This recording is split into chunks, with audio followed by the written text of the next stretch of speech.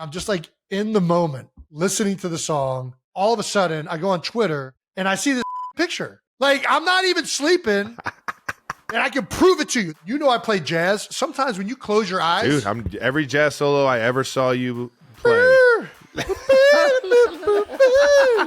Little sexy sax.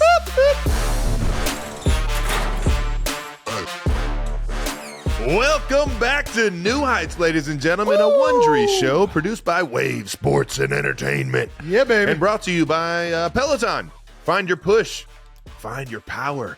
With Peloton. We're your hosts. I'm Travis Kelsey. This is my big brother, Jason Kelsey, out of Cleveland Heights, Ohio, hence New Heights. And shout out to the old Bearcats.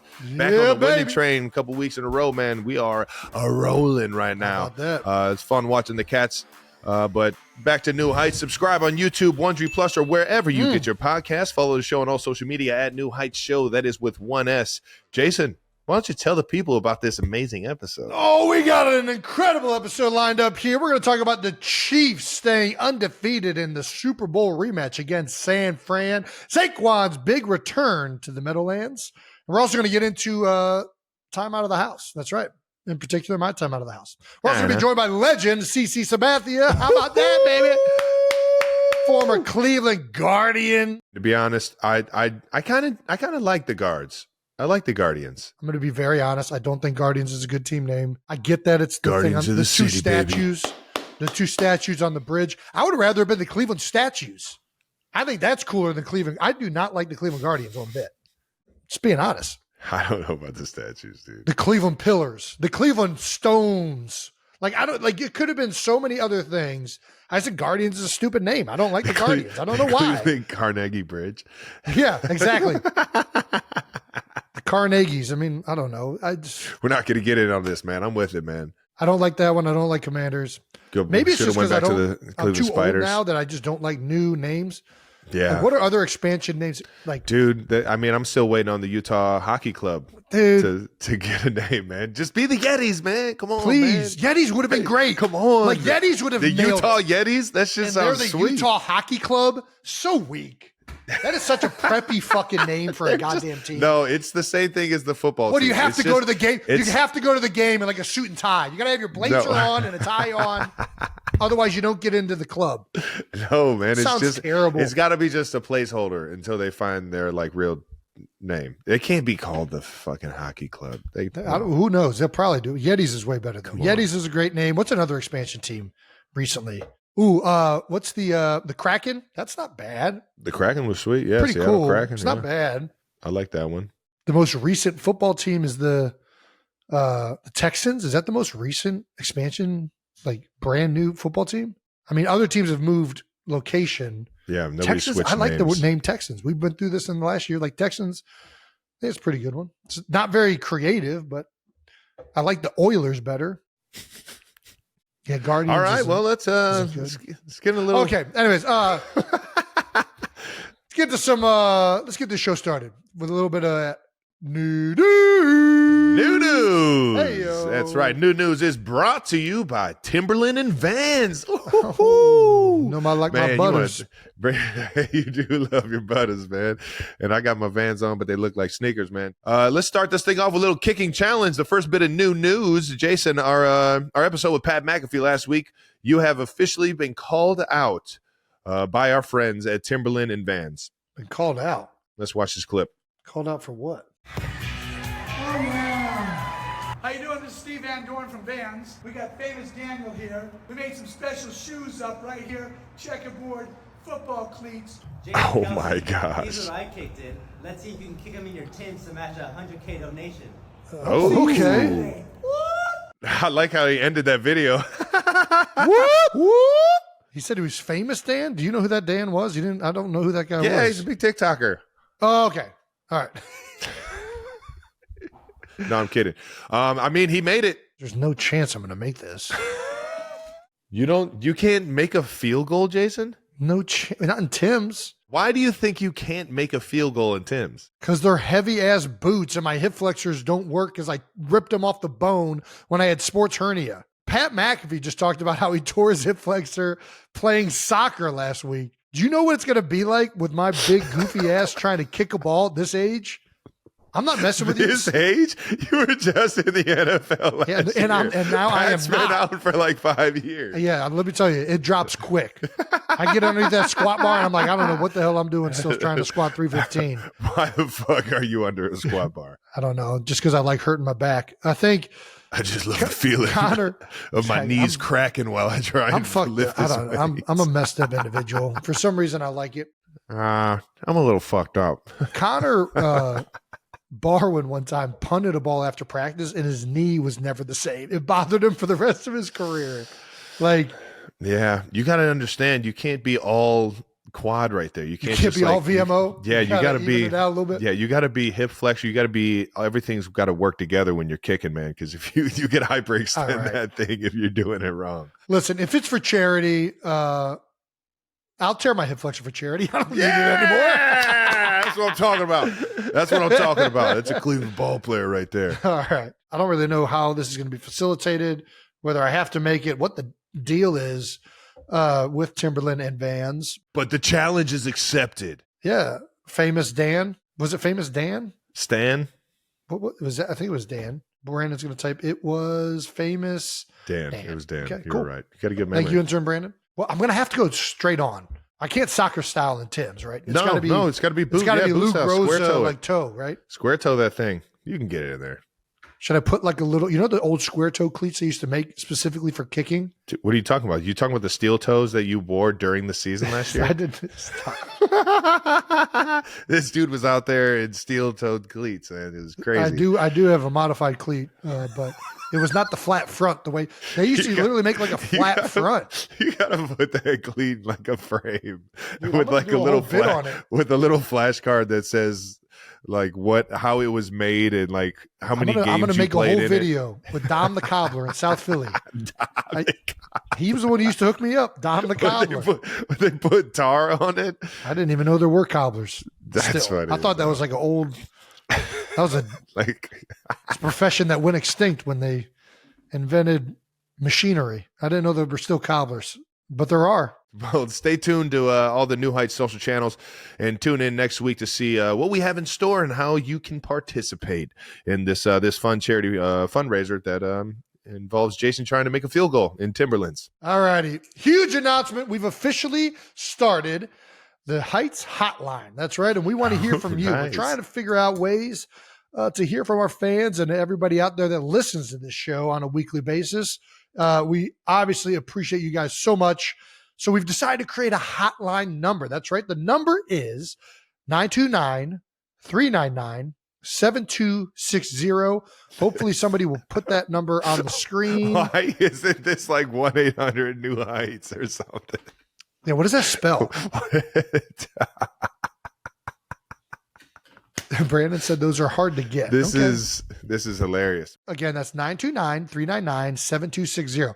You can call in and ask us questions, and we will replay the actual audio. So there's a chance you make it on the show, which I think is pretty cool. Without us just reading it, we actually hear your voice. The topic for the first Heights Hotline, one that will be put in the episode, is going to be relationships. That's right. Ask us any questions you have about relationships. Yeah, leave us a voicemail and ask to solve any issue or whatever questions you might have. Yeah. Well, the next caller, this is the ladies, man. How can I help you? We're trying to be our own Leon Phelps. This is pretty good. So, the only thing left to do is record the outgoing message. So, should we do that right now? Yeah. Yeah, let's go. We got to get it. This is going to be about relationships. What's the answering machine message? Hello, you've reached the New Heights Hotline. Yeah. Please leave us a message and we'll get back to you as soon as possible. With some advice for your relationships. We are the ladies' men. There's also a strong chance we don't get back to you because there's probably going to be way too many people to get back to, but rest assured, we sure do appreciate you calling. Not right now. If you want to check out the Heights Hotline and see if we choose your voicemail, make sure to sign up for Wondery Plus. You'll also get early access to episodes without interruptions, and we're still giving you 3 months free of Wondery Plus. This Wondery Plus offer is only available for a limited time. Visit Wondery.com/New Heights offer to redeem. If it's free, give me 3. Let's keep this thing moving. We're still in the Wondery Plus realm with our film club. All right, now speaking of our bonus content, last week we released our first New Heights Film Club episode. How about that? And we got some fun replies from a few familiar faces. Hey! We got a shout out from Bridget herself, Blake Lively. Shout out to Blake. And Blake saw our Sisterhood of the Traveling Pants clip and posted this response on Instagram. I knew it. I knew those pants didn't have anything to do with it. You're a psycho. I called it from the moment I saw it. These pants ain't important at all.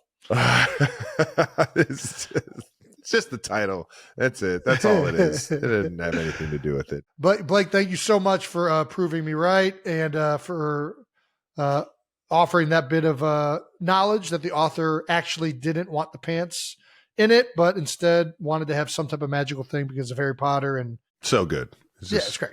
Yeah, I loved it. And what a great response. And we needed that. We needed that clarification. We did.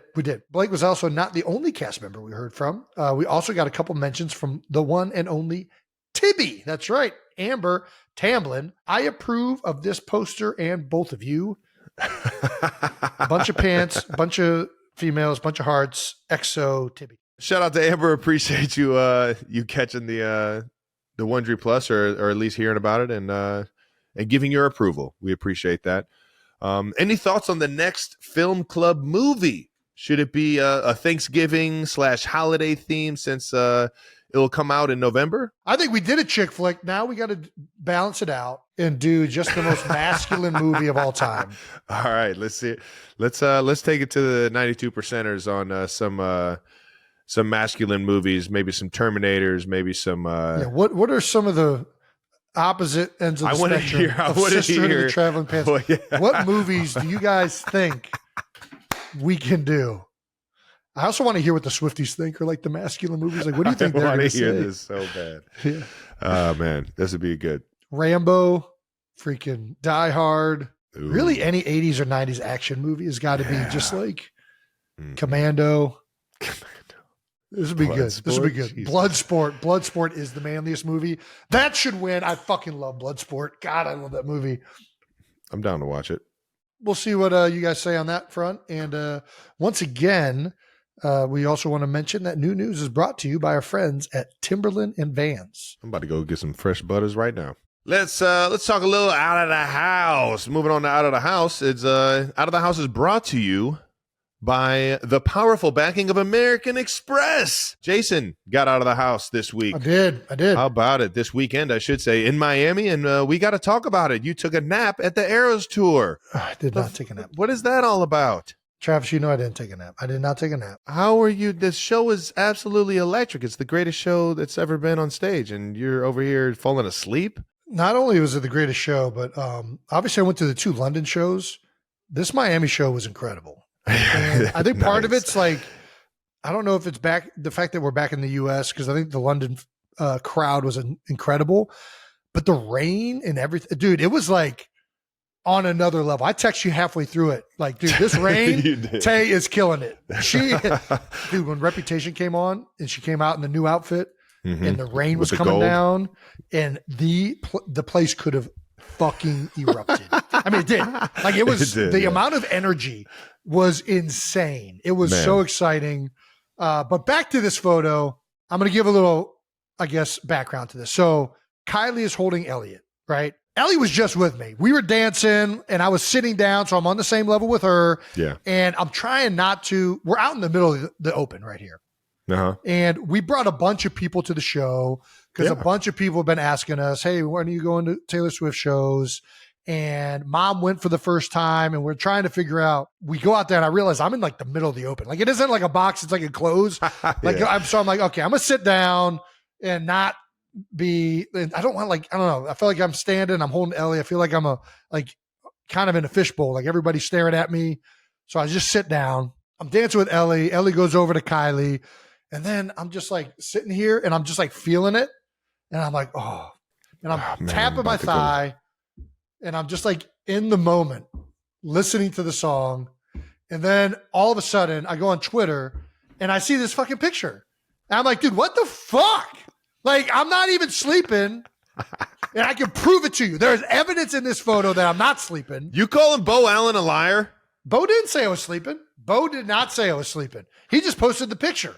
Oh, okay. He didn't say I was sleeping. I thought you said you were sleeping. No. You were just feeling the groove, huh? Jets Jake, zoom in on my right hand in post. Make sure that Travis sees this. My hand is hovering. You can't sleep with your hand hovering above your knee. Yeah, it is. It's impossible. Yeah. Nice. I'm not major pain. How am I I can't sleep with my eyes open, much less with my hand hovering above my knee. That's because I'm slapping my leg. Tubby.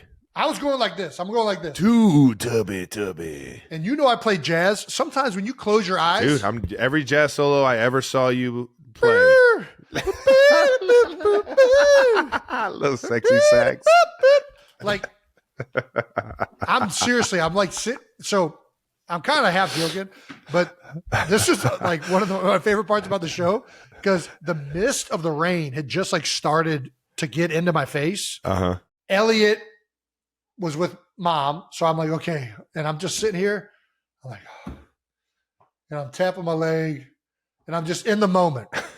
I invite Bo Allen and his mom. It's her birthday. Nice, Mama Allen. Sister. Nice. Grace. And then all of a sudden, friendly fire. Like I'm nervous about all these other people getting pictures with me and Ellie, and I'm trying to have a moment. And then all of a sudden I see this. Betrayed by one of my best friends. That's how it happens. That's not betrayal. That's just a You're good right. friend. That's just called being a friend. It's called being a best friend. Well, I had all the FOMO in the world with the entire family and a lot of our friends being there. I had a bunch of friends that were also down by the stage that had been to a few shows overseas, and they were saying the same thing that you're saying. The Miami stadium was just on another level. Dude, it was incredible. And, it was incredible. Man, I wish I was there. Also, there was a little bit of confusion among the Swifties. They apparently confused Kylie with Bo Allen, and that is not; those aren't two people that I sure think how ever you get should. Those two mixed up. I'm sure Bo was flattered. I don't know who's more disrespected, Kylie or Bo.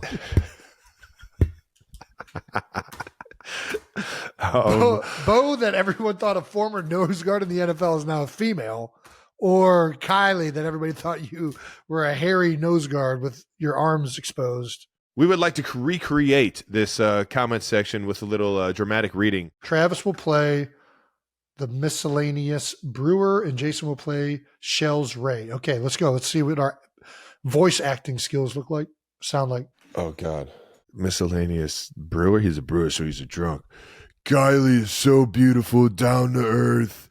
Look at those ripped field hockey arms. I mean, she's just the glue, the neck, the foundation Kylie is giving us Midwestern moms life. It's a great Midwestern mom voice. All right, Shells Ray response. Where do you see her arms, lol? Kylie is sitting in front of Donna. Someone else is holding Wyatt. Isn't that her dancing around Jason in that cowboy hat? It looks, and look at those guns. No, that's a man. That's Bo Allen. Kylie is sitting in front of Donna holding Elliot. Sorry, I put my glasses on and clearly that's not Kylie.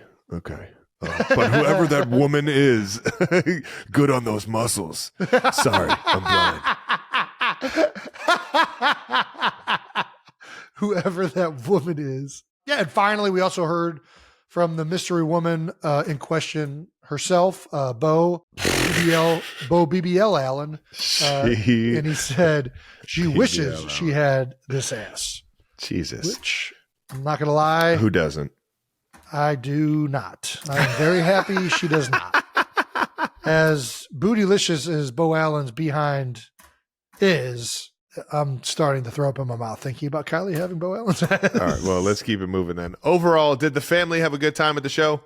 Everyone had a good time. Who doesn't have a good time at and the everyone, not only did everybody have a good time, but everybody has been texting over the last couple of days since then. Like, dude, she's just incredible. And the show's incredible. Miami was another level of it. I'm excited for her to be back out on tour for this final leg of the Era's run here. Yep. Yeah, it's pretty awesome. It was an incredible cool, trip. So Keep killing it, Tay. Keep killing it. Yeah, shout out to everyone that went to the Eras Tour down in Miami. Special shout out to my friends that came along. Obviously, maybe King Swifty now, Bo Allen, who knows way too many Swifty references. His sister Grace, and of course the birthday woman herself, Susie Allen, as well as Donna Kelsey's first show, Elliot Kelsey's first show, Wyatt Kelsey's first show. It was an awesome time down there, man. It was great. Yeah, and shout out to Tay for powering through a few rain shows there. Dude. Yeah, and that does it for Out of the House, brought to you by the powerful backing of American Express. All right, let's get into some Week 7 recaps, starting with the Chiefs. Chiefs 28, 49ers 18 in the Super Bowl rematch. What are your thoughts, Trev? I mean, it's tough to call it a Super Bowl rematch. I mean, there were Each different team's guys different. out there. Yeah. Different guys out there. Obviously, same organization, same head coach. A lot of the same big time players, or big name players, familiar faces. But at the end of the day, we had a lot of guys step up on our team, at least that didn't play in the Super Bowl. And then on top of that, it was just it was a tough game, man. It was a get dirty type game. I mean, we ran the ball a lot. Kareem Hunt was getting downhill and finding extra yards after contact. Same with my guy Carson Steele. Dundee hitting the hole like a maniac, man. And it was just it started off a little slow for us, but I think we ended up catching some wind, feeling some confidence there, and really just playing together, man. Just being accountable when your number's called. And we found ways to put up some touchdowns, man. And that was the biggest thing going into that game as an offense was, man, when we get in the red zone, man, enough of these field goals. Even though we love Harrison Butker, and he's going to make some big field goals for us again this year. Let's put up some touchdowns, man. We work our tail off to get in that red zone, and then all of a sudden, we settle for 3, and it's just, let's reward ourselves by getting that ball in the end zone, and that's what we did, man. And nobody is better at getting it in the end zone after the bye week than Andy Reid. All right, now. At 22-4, he has the highest winning percentage after the bye in NFL history. Yeah, what does Andy do differently than other coaches during the bye? I don't know. I'm not sure. That's his secret sauce, man. He's got the formula, man. He has a unique way to find routines that challenge everybody in the building to be accountable, if that makes sense. Like he has a way to challenge the offensive line. He has a way to challenge the receivers, knowing that a lot of guys are banged up. He has a way to challenge Pat Mahomes. And on top of that, he has a way to challenge the coaches to be able to put us in successful positions. And I think, you give him that extra week of preparation and to think about it and to really put a game plan together. Coach Reid does it better than anybody, in my opinion. I think that record proves it. Yeah, I think a lot of it, like you just said, is Andy's a great coach. And when you give any great coach more time to prepare, they're going to be that much more dangerous. And you guys came out right from the gate, and it felt like the offense was humming. I know there's some interceptions and some turnovers, but tip pass. It was going. And then on top of that, I mean, we got to talk about Spags. I know. Oh, man. Come on now, baby. Yeah, baby. The Spags we trust.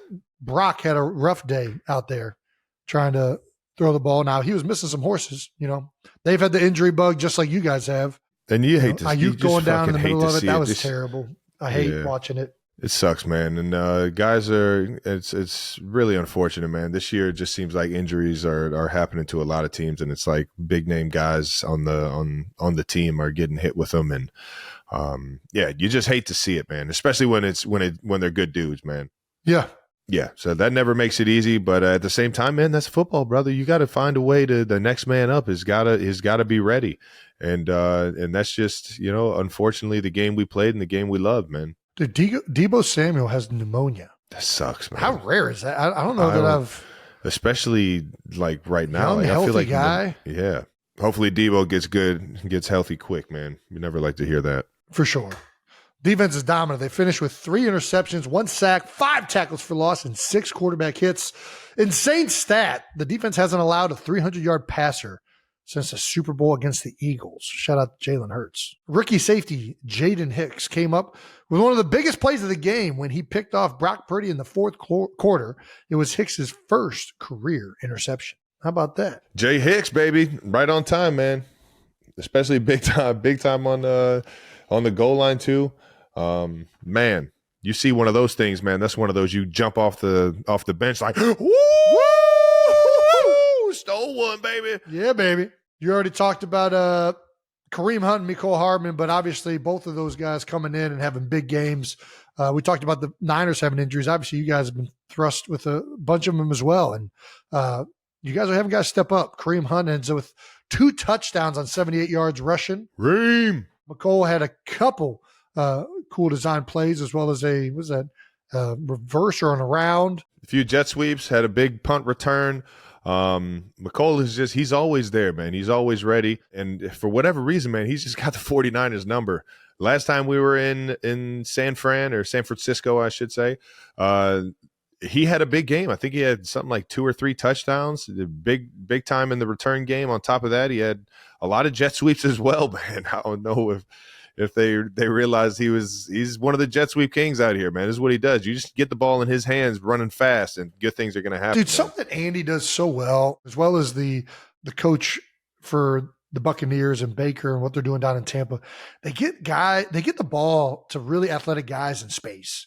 Like they'll take the shots down the field when they need to, but they do such a good job of, hey, let's just get it to a really fast guy in a lot of open area. And it seems so simple, but no, they're creative. He's creative with doing that. You know what I mean? Because I mean, all that stuff can get shut down if you're showing any tells or correct. The defense can scheme you up with that kind of stuff. But at the same time, man, get the ball in Mecole Hardman's hand. I mean, let him go ahead and rock. Hand that thing off to Kareem Hunt. Yeah, exactly. If you give a fast guy space to be fast, man, we had one end around. It felt like Worthy was going to just absolutely take it to the house, and for whatever reason, it just like 49ers players just popped out of the sky and just like surrounded him. I was like, man, I could have swore that he was going to take that to the house. It had to bubble just like a little bit, and I felt like guys got out in front maybe a little bit too much. Yeah, you already know. You never know on some of those jet sweeps and end arounds how that thing's timing up because you're so focused on the defense and trying to get your guy that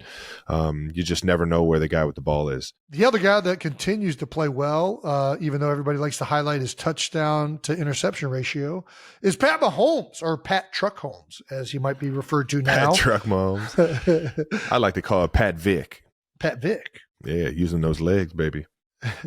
First, he had the longest run of his career, a 33-yard scamper along the sideline at the end of the third quarter, which, if we're being honest, he kind of used his quarterbackness to his advantage there. Man, get out of here. You watch it again. That Kareem pushes the guy out of bounds. All right. Watch it again. Easy. The guy, Kareem is literally over there in the flat. All right. Gets away from him. Kareem sees 53, pushes him. Touché. He loses balance. Okay, and then gets in the way of 90. Touché. I'm not trying to hear this, man. I'm saying touche. I'm sorry, I didn't see the push. I hear what everybody's saying. Some quarterbacks definitely take advantage of that. I think Pat has been pretty solid with if he's getting out of bounds, he's doing it because he can't get any more yards with his legs. He's not going to try and trick a guy of going out of bounds and then do it. It's like the old fake slide. I just don't see Pat doing it. Yeah. Well, I think you're right. He definitely was pushed. He never looked like he was running out of bounds. He was running towards the sideline. Yeah. The other guy slowed down, but that was more because they thought that he was going to get forced out. I think you're right. I think it's a good point out, Trev. I missed that. I hear what everybody's saying, though. I get it. Sometimes quarterbacks are protected on that sideline, and it can get guys to play a little bit more cautious and not just absolutely try and take his head off like the good old days of football right now. After the game, Pat said he didn't realize that was his longest run. Either did I. I need to get my yards up because 33 is not that long. Yeah. For a guy that scrambles as much as Pat, you would think that he would have a longer one, right? I mean, I've seen him take off on some guys now. I didn't realize that 33 was his longest either. I know there was the one in the playoffs in 2019 against the Titans right before half that he actually cut back and got in the end zone on that one, like rumbled and bumbled and stumbled his way into the end zone, almost fumbled it, but he held on to it. I thought that one was longer, but I guess 33. I mean, numbers don't lie. History don't lie, man. We got Pat McAfee, our friend of the show, obviously, with our latest guest before this episode, had this tweet, Pat Mahomes rolling little Forrest Gump chip. Yeah, is that a fair? I don't think Pat really runs like Forrest. He doesn't have any knee drive. Are you kidding me? That's all Forrest that Forrest is robotic. had. Forrest And has I feel got like that real high knee drive. Pat runs Pat's like he the doesn't have opposite any of knees. robotic. Yeah, Pat is like loosey goosey. He is. I'll say this. There's a meme or there's like a GIF online right now of an ostrich running away from a dog. And he's like just like weaving in and out. I'm just like that. I mean, that's Pat Mahomes, a little top heavy with the skinny legs, and he's out there just kind of like leaning. And he's scampering though. He's out of there. The ostrich can roll now. Dog, this is so accurate. Like the head is the hip, the bro. He'd be out there sliding. It's a deceptive ass ostrich. Yeah, that looks just like it. That's so good, dude. You remember? Because I thought of Kyler Murray was doing it yesterday too, and the hips were going all over the place. Huh. It kind of reminds me of you remember that Dak Prescott warm up that he did the one year, and his like hips are. He's like. He's shooting he's firing where the things. hips don't move similar to like the rest of his body. Whenever I think of Pat running, I always think of the hips. Those are immediately where I go. Chiefs linebacker Drew Tranquil on Patrick Mahomes' running style. Maybe people underestimate what's under that dad bod. Shout out to Pat Vick. Then on that same drive, 4th and 1, Pat runs it into the end zone and trucks Mustafa, who I think, if we're being honest, I think he was laying the wood multiple times in the game. All game he was, yes. I think he was going for the ball. It looked like he was trying to reach and get the ball out of Pat's right hand and just was not ready for the contact. I don't think he was ready for it. And I mean, yeah. Hey. Sometimes you got to be a ball player. I'll tell you what, he rookie in the league, guy's got a lot of upside, flies around. I mean, I wasn't ready for him a few times. He came downhill and got a few of our running backs. So the guy's definitely got a lot of promise to be a great player for the Niners. Not that he isn't already, but this was kind of his welcome to the NFL moment. And he even said it was online. So he's a good sport about it. And that's how you know you're confident that you're a good player, man. You can understand that, all right, listen, man, there's other good players out here. And sometimes you just get got. Sometimes you get, like we've talked about, everybody gets got. The Chiefs, with that touchdown, went up 21-12 at the beginning of the fourth quarter. Pat on the play said he wasn't even trying to lower his shoulder. He's really trying to absorb the hit because he knew it was coming. That dad bod, man, I had enough weight on me where he just went down. A lot of NFL fans ran with this, comparing the bod of Mustafa and Patrick Mahomes. Dude, this is such a bad picture of Pat. They'll never just let him live down. It's just always going to be. My dog hadn't seen sun in like 3 months, man. And then, as you already alluded to, Malik Mustafa online was a good sport about it. I ain't going to lie. I'm getting cooked. Oh, yeah. Also had this special formation unleashed. Wonder how much more we're going to see this year with Carson Wentz out on the field. How about that? Carson, baby. So you guys go tackle over. Yep. So the center is actually Wentz is behind the center, and Joe Tooney is snapping him the ball. Yep. Mahomes is behind Creed, but Creed doesn't have the ball. Mm-hmm. You're in the backfield. Hunt is, I don't even know what position that is. He's like, it's like a wing, but his hand's on the ground. Yeah. I don't even know. I mean, this is why it's so fun.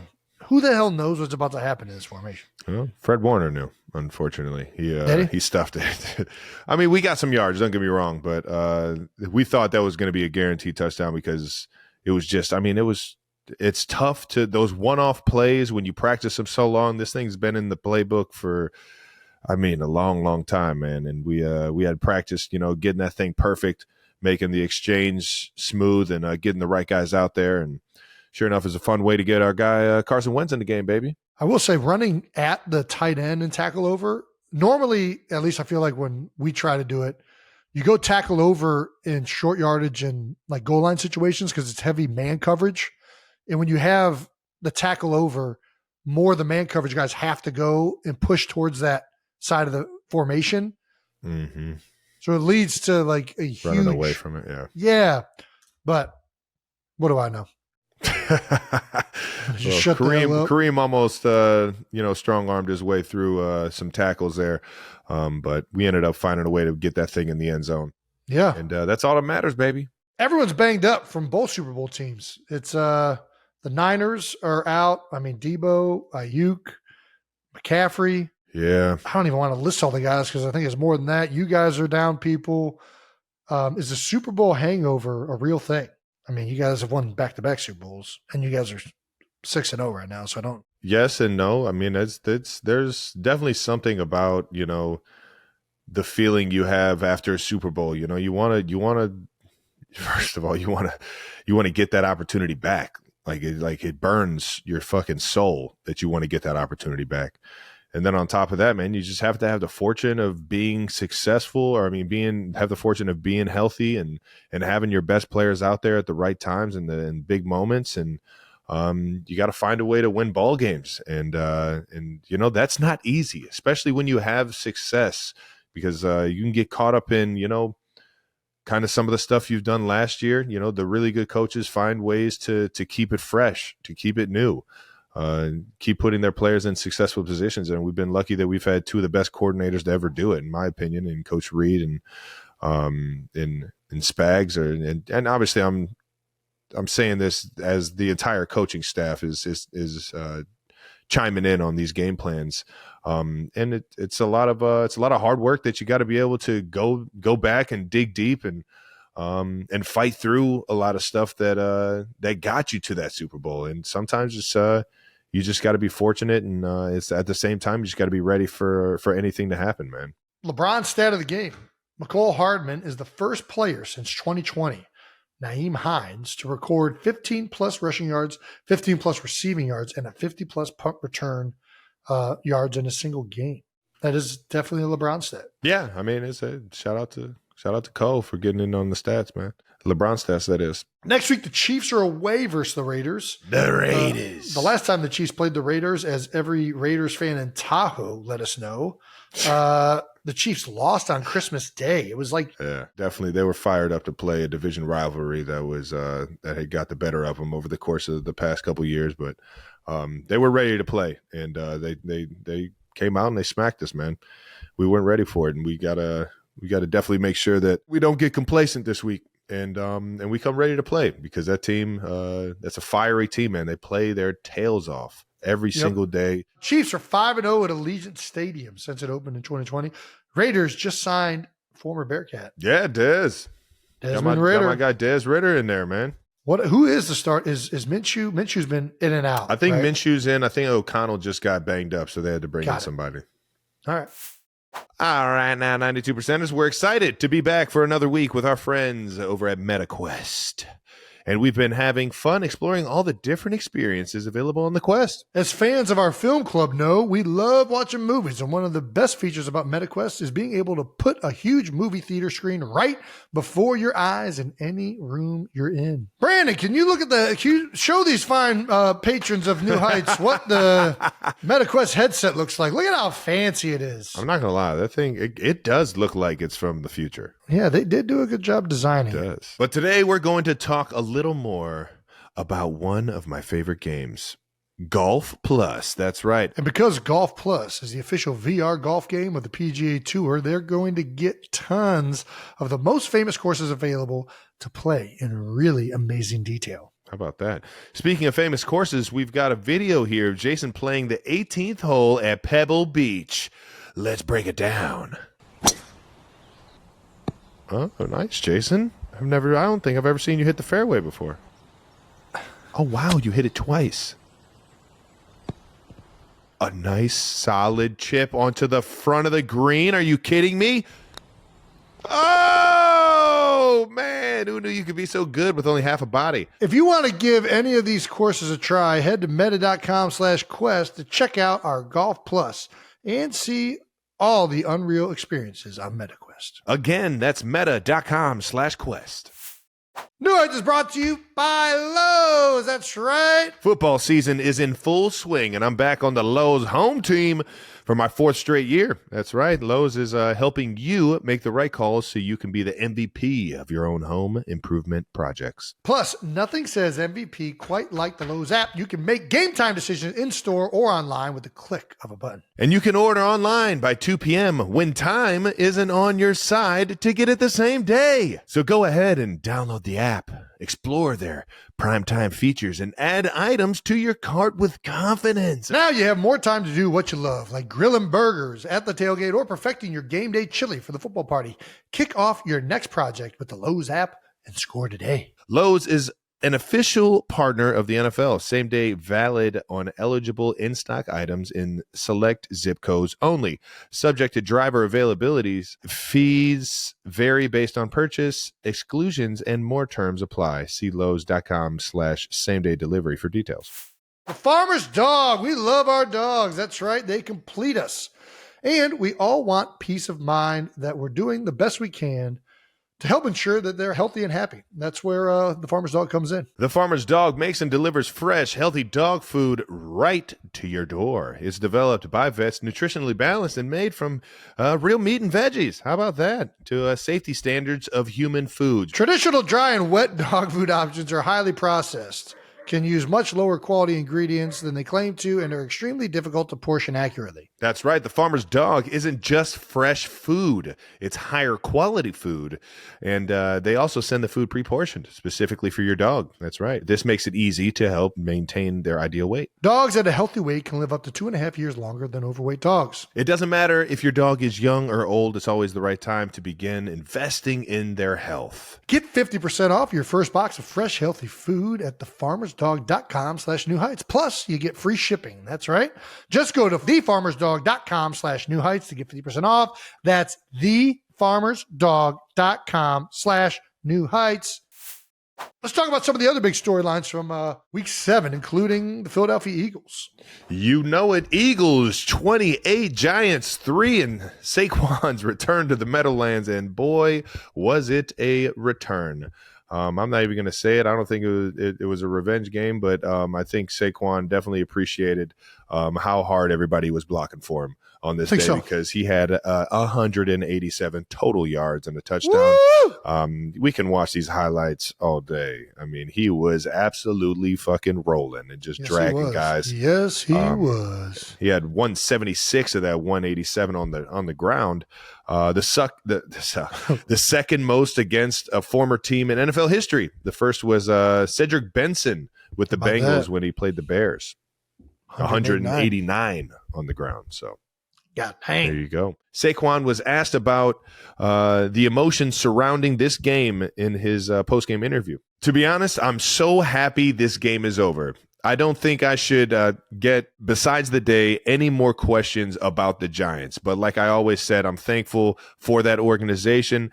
They're the team that drafted me. I still got nothing but love and respect for all the guys over there, but I'm happy to be an Eagle. And that's about as classy as you can get as a player. And that's what you love to see. Yeah, man. He was also asked about seeing the fans burning his jersey. He replied, "I don't think I ever experienced anything like that in my life. In that moment, I was ready for 3rd and 1. Let's just say that." Yeah, well, it might have been a little revenge game, especially if they're out there burning jerseys. Is this even fair to call it a revenge game for Saquon? I don't know. Revenge game? I don't think it's a revenge game. I mean, it's just he's playing his former team. It's not like, I mean, there's obviously bad blood there in some ways, but Saquon was very adamant that he still has a love and respect for everybody in that organization. Sometimes it just doesn't work out. Like, obviously, the Giants weren't willing to spend the amount necessary to keep him, and that's the way the business works. And Saquon ended up signing with the Eagles, and I think it probably felt good to go out there and play really well against a team that you at one point probably envisioned playing your whole career for. And obviously with, the fans, listen, whenever fans are getting into the action, it energizes guys. And for sure, I think he was excited to get out there and play really well. Should we encourage fans to boo owners and managers more? I think fans should do whatever they want. I think if it feels right to boo owners and managers, boo them. I don't really know the setting. I guess you could do that at games, but I don't know how that would come across. Yeah. We're booing but I had a tweet that obviously I said I didn't really understand why Saquon is getting all this hate. Saquon, nice. Saquon. Love a good wordplay, man. Fuck. Listen, I get why the fans booed him. I get, he's playing for a rival. I get all that. And that New York fans are upset that he's playing for the Eagles. 100% get that. The act like he's the bad guy in this situation or that it's his fault that this didn't work out, I think is bogus. And I think, at the end of the day, the business side of it didn't align with the Giants in Saquon. And the Giants had an opportunity to make it align, and they felt like they didn't want to. So I don't know how Saquon is the bad guy here for going out and getting what he's deserved. I'm with you, man. And to have a star player that is a hard worker, a great guy in the locker room, unbelievable player, athletically, mentally, I don't know what else you want. I just don't know what else you want. Like, what are you trying to keep around? You love to see those guys. I get it. They're in a rebuilding year. Either way, I was a part of the decision in Cleveland when people were burning LeBron's jerseys. That's a much different situation that happened here. Never burned mine. Yeah, I still got my shit. Trav kept his. I didn't get a Heat jersey, but I got some of those Heat kicks. I got the South Beaches. I got a few kicks that he wore down there. I just feel like, I don't think this is the same situation. Well, shout out to Saquon for having a big day. He helped out the Eagles and against his old team. And shout out to the Eagles defense. Maybe the best performance of the year so far this season. 8 sacks. God damn. Woo, that's a rough day for a quarterback. They also let up 0 offensive touchdowns for the second week. Defense caught a stride, baby. Held the Giants to 119 total yards. Big offseason addition, DN Bryce Huff recorded 1.5 sacks over the last 2 games since switching to a 4-point stance. How about that? Yeah. The old 4-pointer. Both hands in the ground, man. He's clearly stated he prefers rushing out of a 4-point stance, and that's probably making a big difference. Let's be honest, though. The reason there are more sacks and the reason Bryce Huff has played better is because they're getting teams into known passing situations. They're getting them into 3rd and long. They're getting leads on offense, and they're getting the opportunity to rush the passer. Nice. Like, I think the defense of what they've done the last 2 weeks has been impressive. It's also been against 2 really bad offenses. And listen, man, you got to keep anybody can score points, man. When you keep teams. This is what you're supposed to do. When you play bad offenses, you're supposed to do this. You're supposed to get 8 sacks. So this is a great sign. But in order for this to continue, 4-point stance, 2-point stance, who gives a shit? Get him into 3rd and long, and you're going to get sacks. Nice. That's what it comes down to. All right? And I think that Bryce Huff is playing better. The whole D-line is playing better. The Giants' offensive line, they're out. Their best player, Thomas, didn't start the game. So, yeah, they're feasting, and that's a good sign. But I think the big thing is we got to continue to do a great job on 1st and 2nd down. And Vic Fangio has said this much. And we used to say it a couple years ago. You have to earn the right to rush the passer. Most of the sacks in this league are not coming on 1st and 2nd down. You'll get one occasionally off a naked or 2-minute situation or something like that. But the vast majority of sacks are coming in 2nd and long, 3rd and long, staying ahead of the chains as a defense, and having the lead as an offense. And if they keep doing that, these numbers are going to keep being pretty good. Yeah. All right, now let's talk about some numbers that do matter, and that's your 4th down success on offense. We talked about Sirianni and his 4th down call is not working, but that is not the case this past weekend. No, not at all. Especially the 4th and 3 to A.J. Brown. How about it, baby, up top? Eagles went for it on 4th and 3. From the 41 in the second quarter, and Jalen connected with, you said it, A.J. Brown for 41 yards down the field. Absolutely epic, man. They're not expecting it. If you're trying to do something unexpected, throw a go ball on 4th. Listen, man, everybody, you want to come up on the line? We still got that dog out there. We like him one-on-one. I don't know if you know that. He's one of the guys we like to go to in that type of situation. Not a bad guy to go to in any situation, apparently. There you go. He's out there with the pink shoes again. Gotta love the pink cleats. And then with 8 minutes and 33 left in the 3rd quarter, the Birds go for it on 4th and 2 on the 5-yard line. Jalen scrambles for 4 yards to get the first. And then, of course, Jalen finishes it off with a little tush push 2 plays later. Tush push it in. Just like that, the narrative that flips. Now, all of a sudden, we like going for it on 4th down. You know what I mean? Shit's good. Shit's rocking, baby. I hope about it, Birds fans. Let's go. I hope people remember this because I feel like a lot of the times they're selective. People remember when you go for it on 4th and you don't get it more than when you go for it on 4th down and you do get it. For whatever reason, that is entrenched in your head when you don't get points versus, 2 fourth down decisions that led to touchdowns, right? In a game that ultimately, without both of those decisions, is much closer than the final score ended up being. Hey, they were the right calls. I don't know. It's one of those things. You go for it and you get it. It's the right call. You go for it and don't get it. You're an idiot. You should do that, dude. What are you thinking? How could you make that great job, coach? LeBron's stat of the game. Saquon Barkley has the most rushing yards in Eagles history. Hey. Through his first 6 games of the season. That's a pretty good one. That's pretty good. He's in good company. I mean, Shady, he was working cats for a long time in Philly.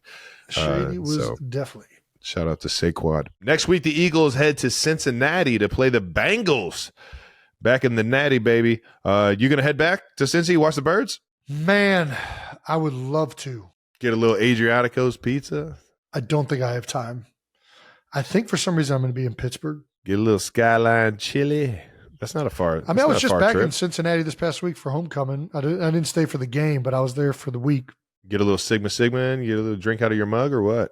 No mug. Both teams are coming off beating the Giants and the Browns in back-to-back weeks. It kind of seems weird that the schedules that is weird, aligned like that. Yeah, Cincinnati, man, I guess they're playing better. It's weird. Their offense looked really good against better teams, and the last 2 weeks they've kind of struggled a little bit offensively compared to what they were doing against like Washington and some of these other teams. But hey, they got Joe Burrow. They got some horses out there. At wide out, I think they're going to be pretty good. Come on now. So that'll be a fun game to watch. Eagles have their hands full for sure, man. Yeah. Before we get to our interview, we're going to get to some of the other games across the league from week 7. Lions take down the undefeated Vikings in an awesome game. Yeah. I mean, just I didn't get to watch all of it, but game. Yeah. It did not disappoint. The Lions have now scored more touchdowns than Jared Goff has had incompletions. That's Jesus. Insane. Goff is killing it. Ben Johnson's killing it. Jahmyr Gibbs was playing out of his mind. What? Yeah. And they needed him to because Montgomery was, he got hurt early and was playing a little bit limbered, it looked like. Damn. Gibbs showed up. The timing of the offense, the creativity is just so impressive to watch right now. They're in rhythm, baby. And the Vikings, this was the clash of the Titans right now in the NFC. Both of these teams have been probably the 2 best ones. We were talking about it the other day. They're best division of football right now if you look at the numbers and you look at the records now. That's right. So did not disappoint. Vikings almost got it late with that fumble recovery for a touchdown. I thought they had it, man. I thought they had it. When I was watching the replay of how the game ended, it's just like, they're going to leave that one like, man, we should have won it. We should have had it. Vikings go up and then on. But to Goff's credit, and Detroit Lions, they did not blink. Not 1 second. Not a second. Denver 33, New Orleans 10. I'm not gonna lie, I thought New Orleans is banged up. Obviously, didn't have Carr back there. Their at QB. line is a little Sean Payton revenge game, going back to his old stomping grounds where he won a Super Bowl. September feels like a long time ago for the Saints fans. For a team that started pretty much hotter than anybody, putting up 50 burgers and blowing teams out. But like you said, they've had the injury bug bad. They've had a bunch of guys, especially up front. And as you know, once the O-line has been decimated, especially that offense, it's so much predicated on like run and play action and the outside zone working in that Kubiak system. Man, it's tough. It's going to be tough. It's going to be very tough. Jacksonville 32. New England 16. Nice. We almost did it at the same time. We were almost in sync. Gave us a little coaching drama after the game. Pat's head coach, Gerard Mayo, called his team soft. In quotes, we're a soft football team across the board. We talk about what makes a tough football team, and that's being able to run the ball, being able to stop the run, and that's being able to cover kicks. We did none of these. Very few times do I think the head coach calling a team soft is like the right message to be sending. Even if it's like, I'm all about being honest and keeping people accountable. That defense is different. They've had some injuries. They've had guys leave. Obviously that defense, even last year with Bill, when we played in week 1, they were really good, but they also had Judon was still there. They had a bunch of guys healthy. Like now they've had the defense has changed a little bit. They've had guys in and out, and I got a ton of respect for Gerard Mayo. ton of respect. As a player, as a person, I've heard nothing but great stuff. I'm just talking about in general terms. And he could be right. I mean, maybe they are soft. I don't fucking know. I haven't watched as much tape as Gerard Mayo has. That's for damn sure. I just know most of the time when I hear coaches saying stuff like that, it's meaningless garbage. I hear you, brother. It's tough following a guy like Bill Belichick's shoes. 1,000%. Maybe I'm being too up in arms about it. Yeah, maybe you're fucking spot on. Seattle 34, Atlanta 14. Seattle got some defensive players back. Geno Smith leads the NFL in passing and ranks 6th in completion percentage. Yeah. How about that? On pace for 4,821 yards at a 68% rate. All right, now. Yeah. Buffalo 34, Tennessee 10. Yeah, I think everybody saw this one coming. Josh Allen, 21 for 33 for 323 yards and 2 touchdowns. Josh looking like Josh. And Amari Cooper, who had 4 for 66, got his first touchdown as a Bill. There we go. Looks like the Bills are back on track. Cincinnati 21, Cleveland 14. Nick Chubb scored his first touchdown back. Shout out to Chubb getting back out there, baby. Over 398 days after his leg injury and versus the Steelers. Chubb is back out there playing, running the rock for the Browns. Green Bay 24, Houston 22. In a game that came down to the wire, but really Green Bay, without the turnovers, kind of was dominated most of this game. First victory over a team with a winning record for the Packers. And Houston has proven to be tough. Similar to KC, they continue to just like find ways to win. Like all their games have pretty much been close. But CJ Stroud and company are just so good at the end of games. Packers might have the hottest vibes in the NFL right now. Let's look at this tweet. Piss hot. Well, their social media team's doing their job. How important is hot piss to success in the NFL? I don't even know how to answer this. Am I the only one that kind of hates social media teams for NFL teams? Like they've turned into like these meme things. And like that's all they do with play. They got the cameras all around. And I'm on a podcast. I'm on every fucking commercial that there is. I get it. I'm part of the issue as well. I fucking hate the social media teams for teams now. I just cannot stand them. I don't know why. It's like, will you guys just get the fuck out of my face and let's fucking worry about football? And then they're like talking shit to people. They're like talking shit to players. Like, will you shit? What the fuck? When did social media teams this bulletin board material? Yeah. Don't be creating this bulletin board material. Hot piss. Yeah. Well, Matt LaFleur on Packers players preparing for their first noon game of the year, he said they got to wake up with their piss hot. So that's where the social media team made this sure one's good. They did it off for the coach. They capitalized. Good job, Green Bay. Good job, Green Bay. Indiana 16, Miami 10. Not related to the game, but Dolphins are saying we could see Tua next Sunday against the Cardinals. How about it, man? We were talking about this on the Monday Night Countdown. Ryan Clark, like every single neurologist that they talked to did not say like that he should stop playing football. And they all don't know to what extent continuing to play football or continuing to get concussions is doing to like long-term affect him. Whether anybody else wants to like talk about it, I guess I will right now. Like this has been the like big shadow in the distance of the NFL for the last decade, ever since that concussion movie came out. Like the reality is nobody knows. It is scary to watch a guy go out and have the amount of concussions and the type of concussions that Tua has had and think that like he's not doing something long-term here. But the neurologists clearly don't know that he is. And this is one of the things telling him that. Yeah. This is one of the things that I think the NFL really needs to do. Like I know we're doing the Guardian caps. They're doing a great job of instituting rules and procedures in place that limit helmet-to-helmet contact and protocols that allow for safer return to play. I really think that there should be more research done into the longevity and effects that concussions have and ways to mitigate the potential symptoms. Because like, I don't know, it just feels like something that the NFL can be pioneering, especially with the amount of money that it makes and the amount of resources and attention that it gets, that it can be a part of potentially developing treatments, protocols, lifestyle factors that can mitigate the potential long-term ramifications of some of these things that I think is in the background of a lot of NFL players' minds. Yeah. Well, you just said a lot of big words and my brain is turning and I just want to tell Tua, man, we're all supporting you, brother. Go out there and just play healthy, man. Play this game you love, man. And wish you the best of luck, brother. Washington 40, Carolina 7. The Red Rifle Renaissance was short-lived, unfortunately, in Carolina, or has been short-lived. Got out to a fiery start, but obviously Panthers are still not a very good football team, unfortunately. Washington 40, Carolina 7. The Panthers decline to even put Bryce Young in when they're down 37-0. Should they even go back to Bryce Young? I don't know. If I'm Bryce Young, I don't know. Do you even want to go back in this situation? Like, I guess love you to get the do. opportunity You always to go want to compete, play. man. Yeah. I mean, they just have so many issues. Hey, it's Canales' first year, and they're trying to get it fixed. Hopefully they can get it fixed in the future. I don't know.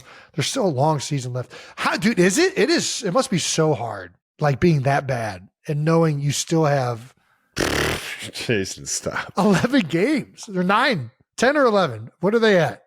What's the care? Like, bro, I'm just being honest. I've played meaningless football games and it's not fun. It is awful. Yeah. But usually there's like 2, maybe 3 at the end of the season that you're like really trying to hammer out. Week 7 and you're 1-6. That's a bad feeling, brother. I imagine. Let's get fired up, boys. Damn it. Can you imagine the guy giving pregame speeches before the game when you're 1-6? There's no speeches, dog. Let's go! And you're just in your head like, dude, will you shut the fuck up? We're 1-6. Let's fucking just go out there and fucking. That's tough, man. We all know what's about to happen. Come on, man. You got the coach calling the team soft. We can't have that mentality. We can't have that mentality, man. Why are we 1-6? Because we're soft. All right. Pittsburgh 37, New York Jets 15. The controversial decision for the Steelers to start Russell Wilson over Justin Fields pays off. I mean, listen, I think Justin was playing really well. Russell got it done. I don't think it was weird. The Jets have been so good defensively the last few years. Now their D-line has changed a lot, and it feels like that's affected them quite a bit. It felt like Pittsburgh just made plays. Like even on some of these deep balls that Russell threw, like there were some really good plays made by the wideouts. So and the running backs. Najee Harris had a 101 and a touchdown. Where's Jets Jake? Dude, he was on tilt. Now he was like on Twitter. I mean, he told us a few weeks ago, he's like, oh, they need to hire Mike Vrabel. Then on Twitter after the game, he's like, oh, they shouldn't go defense. They can't go defensive coach again. Like he has no idea. The best part about this is every New York Jet fan has no idea why they still suck. And they're all just trying to like justify why they're still terrible. And they can't figure it out. Nobody can. You have one of the best quarterbacks ever to play the game, a defense that was supposed to be one of the best in the NFL. You just trade for Devontae Adams, Garrett Wilson, Brees out, spend all this money on the offensive line, and they still can't fucking win. It's fucking crazy. It's football, baby. You just never know, man. The fans don't. They're starting to go crazy. Yeah. Well, they're not out of it. They're not. They're not Carolina Panthers yet. It's still kind of early. They're still in it. Still kind of early. And the AFC East is not like I think the NFC West or NFC North. Yeah, NFC North. Yeah, it ain't the conference or the division that's loaded this year. You got the Bills coming on strong now, but there'll be some space in the bottom of the playoffs on the AFC side to sneak in there. And you get Aaron Rodgers in the playoffs, anything can happen. Game also gave us the coach quote of the week. Brandon Marshall stopped by Mike Tomlin's post-game press conference and asked him if it was one of the boldest decisions ever to start Russell Wilson. And Tomlin replied, that's why I'm well compensated. Nice. Hell yeah, Tomlin. We could just put coach quote of the week in as Mike Tomlin quote. Because every week he's going to give something gold. It's the best. Dude, did you hear his quote a few weeks ago? I forget who they were playing, but it was like a Monday night or a Thursday night game. I heard it, yeah. He hit him with the, we got to stop kicking our own butt. If we stop kicking our own butt, we can start focusing on theirs. It's such a banger. It's so good. He delivers it too, man. It's a fucking genuine as hell. So good. This is the best. Then we got the Monday night games. We got the Monday night games. The Chargers couldn't get it done against Arizona. Kyler Murray was scampering all over the place. He is fucking fast, though, isn't he? Bro, God, those legs. It looks and feels like he's a video game. And like everything about him, like it looks like you created a player, you made him as short as possible. His helmet's fucking enormous, and his just feet are moving so quick. It's so good. It's outrageous how and his feet, like I can't even describe and it. he can throw the ball. He's got like short arms, and he can still throw the ball a mile. He like, slings it. He slings it. It's so when cool. he's on, it is fun to watch. Fuck it is. Baltimore 41, Tampa 31 in a game that was probably not as close as the score indicated. Tampa got out to a quick lead. Baker Mayfield and them were balling, and then obviously Mike Evans goes down with the hamstring, and Chris threw got a couple interceptions, Godwin. unfortunately. And against a team like Baltimore, man, it's hard. You know, any little bit of thing. It's hard, Lamar, especially when you don't stop the run. Dude, got to stop the run. Stop the run. They did stop the run in the first half, though. They did a good job. First half, they were doing good, and Lamar was actually throwing pretty damn well. Well, Lamar is 23-1 against NFC teams, which is crazy. A fucking mind-blowing stat. His only loss is actually to Daniel Jones and the New York Football Giants. How about that? And that does it for our Week 7 roundup. How about it? All righty. All right, let's answer maybe one of your not dumb questions, because there's no such thing as dumb questions, just dumbass people. No Dumb Questions is brought to you by MetaQuest. That's right. Expand your world. All righty. First no dumb question. What breed of dog would make the best quarterback? That's actually, it's got to be smart. It's actually a dumbass question. I think, yeah, obviously you got to be smart. You got to be able to get along with other dogs. Oh, that's an interesting. I didn't even think about that. That's a good trait. So you got to have a little bit of a friendliness to you, but you got to be, it depends on what kind of quarterback you want. The one I thought about right away, because I always think about intelligence when I think of quarterbacks, is a border collie. And border collies, they herd sheep, like they're like in control animals. You saying they need to get along with other dogs is a great point that is making me rethink that. Would it be like a mixed breed? Well, I mean, listen, I'm a big mutts are where it's at. There's just, you got to do it responsibly. But yeah, I think mixed breeds are. When I think of dogs that get along with dogs or like anything really, I think a golden retriever, right? They're just like the happiest dogs on the planet 9 times out of 10. Yeah. Labs. German Shepherd is a powerful animal, efficient. Malamute, is that the one that like is like the Secret Service dog? Don't know. Better, yeah. I think it is. It's got like the strongest bite force. Damn. But do you need to be tall? Should it be a big dog because it needs to be able to see over the pocket? Yeah, there you go. A little bit bigger. Like Great Pyrenees. I see. That's the thing. I don't know a lot of breeds. I would say poodle, but I think they're too fancy.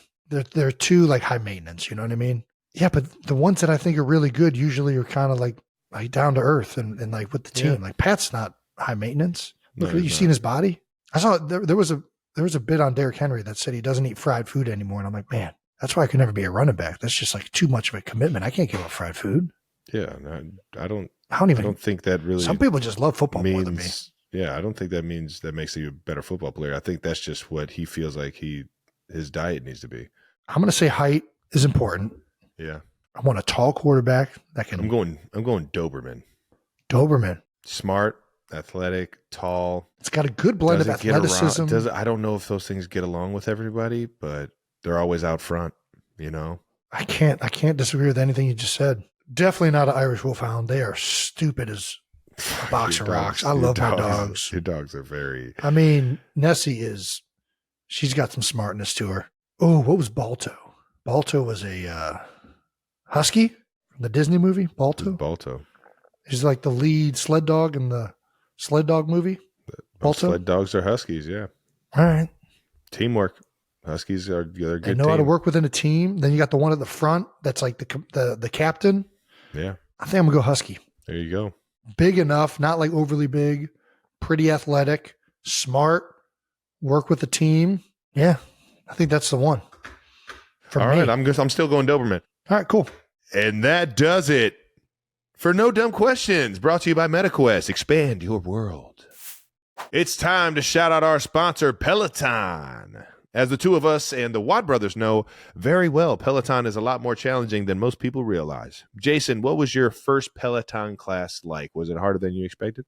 It definitely was. Having the instructors there to really push you and tell you what to do makes it a lot easier. I'm always somebody that, like, if I go in there, like I'm going to run for 20 minutes, I'm probably going to suck at it. But if somebody tells me, like, run this speed, then go there, and then go at this incline. If there's not like a goal or like something happening, I just feel like I'm doing something stupid. Yeah, no, I hear you. Good news for the 92%ers. Peloton as a challenge for everyone. With interval and tempo runs, marathon prep, hill workouts, and all sorts of gym programs, there are so many different ways to push yourself and power through. Even if you're really into the tread like Jason and are training for a race, Peloton has some seasoned marathoners with programs to help you get ready. Their custom strength workouts for the gym keep you on track to push your limits every day. And Peloton's instructors are also no joke. Alex Trousson is like a drill sergeant. He has military school background that really gets people to push themselves. All right, now 92%ers, find your push, find your power with Peloton at onepeloton.com.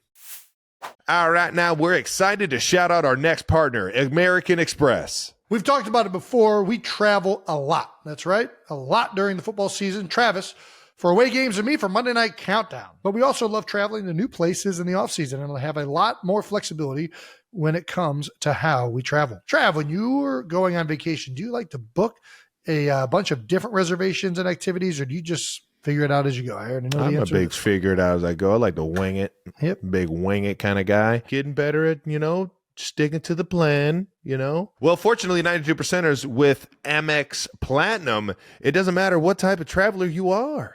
You can travel your way with amazing travel benefits, including access to Centurion lounges in airports around the world. That's the powerful backing of American Express. For terms and to learn more, visit americanexpress.com/withAmex. Again, that's americanexpress.com/withAmex. All right, now 92%ers, we're back with our sponsor, AG1. And today we have a great offer for you guys. For a limited time, you can get a gift value of $67 with your first subscription. How about that? We'll get back to the amazing perks of AG1 in a little bit, because today our sponsor wants us to talk about gut health and pooping habits, my favorite. It's safe to say that you've come to the right guys to talk about these habits. Trav, as we both know, taking AG1 is a great way to keep yourself regular. When I was in the league, you would eat breakfast, and then I would always poop routinely pretty much at the same time of day. Isn't it weird that when you are like, you got to go poop, and then the closer you get to the toilet, somehow your body just knows, and it like gets progressively more intense? Like on the car ride home, the closer you get like to you the just door. know this should not have gotten this much more severe. It's like my body knows. So start with AG1 and notice the difference for yourself. It's a great first step to investing in your health. And that's why they've been a proud partner of ours for so long. Try AG1 today and get their special offer of 10. That's 10 free travel packs and a bottle of vitamin D with your first purchase at drinkag1.com/newheights. That's a $67 value for free if you go to drinkag1.com/newheights today. Check it out. All righty. Our guest from Vallejo, California. He played 19 seasons in Major League Baseball for the Guardians, Brewers, and, of course, the Yankees. The 20th overall pick in the 1998 MLB draft from the University of Hawaii. Hawaii. He is a 6-time All-Star, 2007 AL Cy Young Award winner, ALCS MVP, 2-time MLB wins leader, and a member of the Cleveland Guardians Hall of Fame, our hometown. That's right, baby. Also, don't forget this, a World Series champion. Please welcome CC Sabathia. That was a hell of an intro. Appreciate it. Heck yeah, brother. This man is decorated, dog. Man, thanks for joining us, CC. This is awesome. Can't tell you, man, we grew up watching you play, and we saw your whole career. This is an honor to have you on with us. How's it going? No, it's good. I mean, it makes me feel old when I hear people say they grew up watching me play. But listen, you already know it's silly, man. I'm playing with guys. that were born in 2004, man. Right? How crazy that's it. So I'm sitting here like, man, I was in high school in 2004. This is crazy. It's great. You go from being like the young guy in the locker room to like the young OG, and then you're just the OG. where like guys are like, yeah, I mean, you were one of my guys growing up, and it's good to be that guy, you know what I'm saying? But you got to accept it. It's cool. For sure. Heck yeah. I was there actually when you were the young guy. How about it, man? The day you opened against the Baltimore Orioles, I was at that game, and I still remember it because you were the talk of the town. Hell this yeah, young kid was coming out of nowhere, big left-hander, and bro, it was awesome looking back, being there and watching that. I don't know what's it feel like to start your major league debut, huh? No, it was crazy. You know what I was thinking? I mean, just being out there, I couldn't feel my legs the whole time. Like I was like, you know what I'm saying? Like you're just so hyped. Like you don't know what's really going on. But the whole time I was thinking, I was like, damn, I should have went to sleep last night. Like it was a day game, it was a 1 o'clock game. I didn't go to sleep till like 5 a.m. And it was like the second inning. I was like, I'm fucking exhausted right now. Like I should have got some sleep. Bro, that adrenaline was pumping. That's too funny. That whole year, like 2001, I mean, that team was so great. I played with a bunch of Hall of Famers. I had Robbie and Omar up the middle. Yes. Oh man. And I just felt like I got a chance to learn how to be a professional. I didn't really know anything. I was 20 years old, man, and I was fresh out of high school, a football, basketball player, really just an athlete, and kind of fell into that pitcher mode, and it kind of took off. So, I was really learning on the job, and to have those type of players around me, it was a blessing, man. It was really cool. That's awesome. The 90 guards were some of my favorite teams ever. And like you were coming into like kind of like the tail end of a lot of those guys' careers. And it was like, man, they're about to just hand this thing off to CC. He's about to take us right back to the World Series. We already know. Yes. And man, it was awesome. I remember Jason talking about that Baltimore game, man. It's absolutely insane. I was going to ask you, I had no idea you were at the University of Hawaii. Same. No, like so I didn't go. No. I had a football scholarship to play there. When I was in high school, I played football, I played basketball, I played baseball, I played everything. And I could never get a school to commit to me. Like UCLA would say, okay, you can come here to play baseball, but we don't want you to play football. USC would be like, we want you to play football, but we don't want you to play baseball. I thought as soon as I got on the campus and somebody saw me, they was going to turn me into an offensive tackle. Yeah. But I wanted to make sure that I still could play baseball. So the guy in Hawaii was like, we'll let you play badminton here. We don't give a shit. So I was like, that's where I'm going right there. So I ended up signing to go to Hawaii and never won scholarship because I got drafted. For sure. Nice. Well, that's a good reason not to go. There's a great, we had this later in the rundown, but because we're talking about it right now, we got your highlights. Bro, you were a baller in football. Receiver, big as hell. He was a dog. Can you put this on here? There we go. Thank you, Brandon. Check him out. Look at the big I'm the fella. same size right now that I was right there back then. You are enormous. I don't think you're playing tackle, bro. You're playing tight end. Nah, but you got to think. As soon as I got on, I was 250 right there. As soon as I got into pro ball, I was 285 immediately. Wow. So I would have made for a good tackle. That's too funny, man. You were athletic as all get out, man. Golly. What was your favorite sport? Dude, man. Is baseball My favorite sport was football. It was I your love favorite. playing football. Yeah. What'd you like so much about football? Football was always my favorite sport. I always grew up playing it out in the streets, and I just always understood football. I could, I could sit down and watch a whole game, and I was just always intrigued by it. So I didn't get a chance to play it until I was in high school, because of the weight limits and all of that stuff. Oh, sure. Man, you already know. I grew up playing soccer. You know what I mean? I grew up playing soccer as a kid, and then I got to my freshman year and then just fell in love with the game of football. So, man, they didn't it was have always my favorite. They didn't have the southpaw out there slinging it? Nah, well, I tried that, man, but it was – so my first 2 years I played quarterback, and then I showed up my junior year, bro. I was 6'6", 250. They were like, yeah, we're going to need to put you at tight end. You can help us out a lot more right here catching the ball. Yeah, Right. I get it, man. I got a similar story. Before we get into the Indian stuff, obviously everybody's talking about the World Series happening right now. Your former team, the Yankees, taking on the Dodgers. I guess let's step into that real quick. What do you think about the matchup?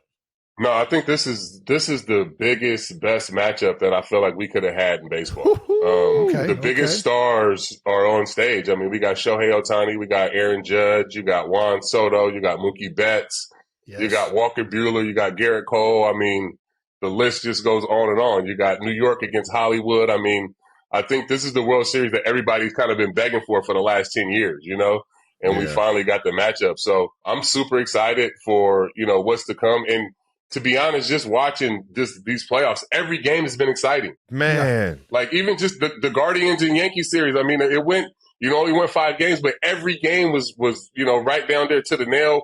Guys hitting big homers. And what I've loved about this playoffs the most is like the stars have been delivering. It's been Juan Soto delivering. It's been Aaron Judge. It's been Ohtani going off. So, we're seeing our biggest stars on the biggest stage, and they're showing up and they're showing out. And, I'm excited for this Friday to see, these 2 heavyweights go at it.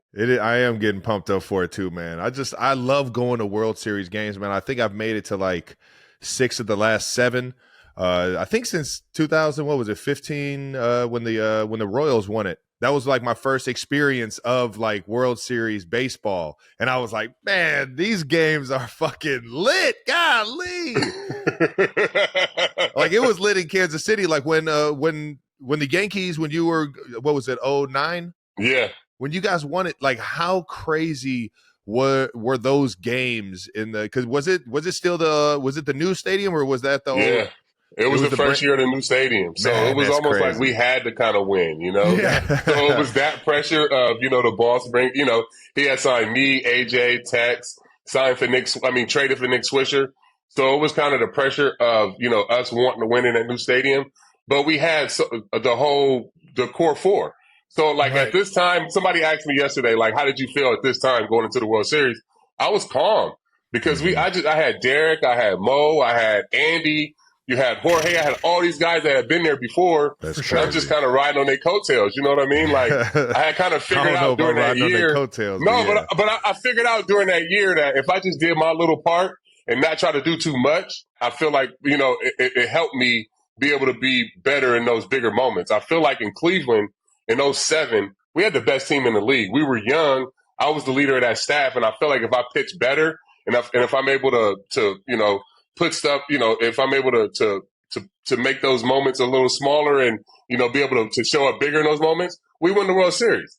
So that's why I was just, like trying to learn from those experiences in 07 and 08. And in 09, I'm just riding behind these guys and doing my little thing and, end up, with a ring. Man, I feel you on that one. And I ended up obviously sticking around in KC, but like learning from the moments that I had previous in the playoffs, man.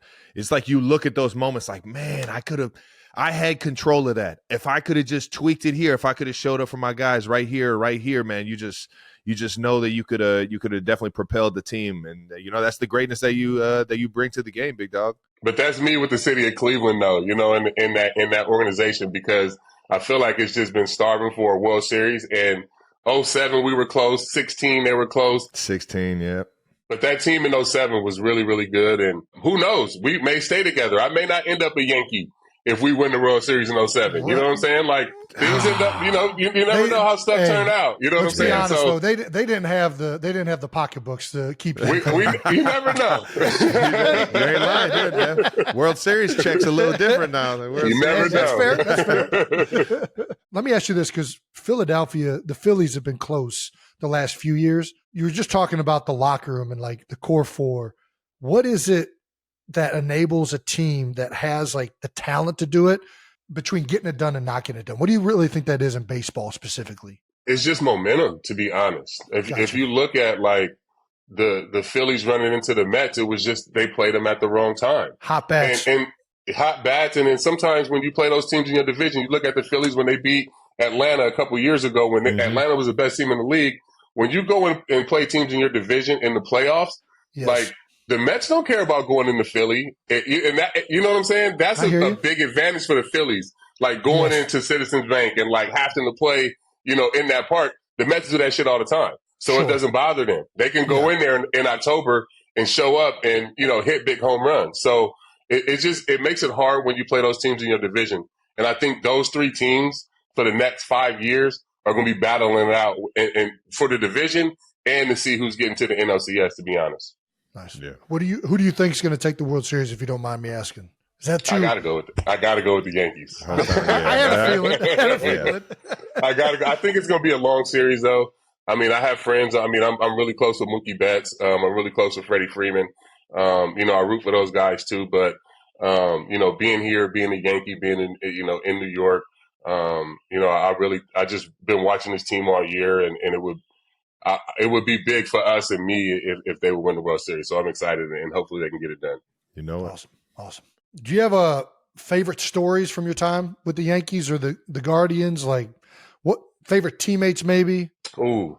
I mean, you play with some iconic people, and especially with the Yankees, obviously, but anything you want to share? Yeah, I've gotten a chance. I got lucky, man. I got a chance to play with some Hall of Famers, like I said, in Cleveland. Bunch, playing with Tome, Robbie, and Omar up the middle. Yes. I can give you a quick Robbie Alomar story. He's he's the smartest baseball player I ever played with. My rookie year, I go 17-5 that rookie year, 2001. Yeah. And I'm starting game 3 of the DS against Seattle, playing at home. And the first inning, I think I gave up a run or 2, maybe even 3 runs in the first inning.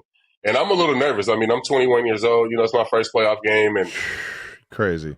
I'm walking off the field, and Robbie comes running by me. He goes, "Hey, Poppy, what's wrong?" And he goes, "You're a little nervous?" And I go, "Yeah, I'm a little nervous, but I'll be fine." And he was like, he came to me. I sat down on the bench. He came to me. He was like, "Don't shake Enar off the rest of the game.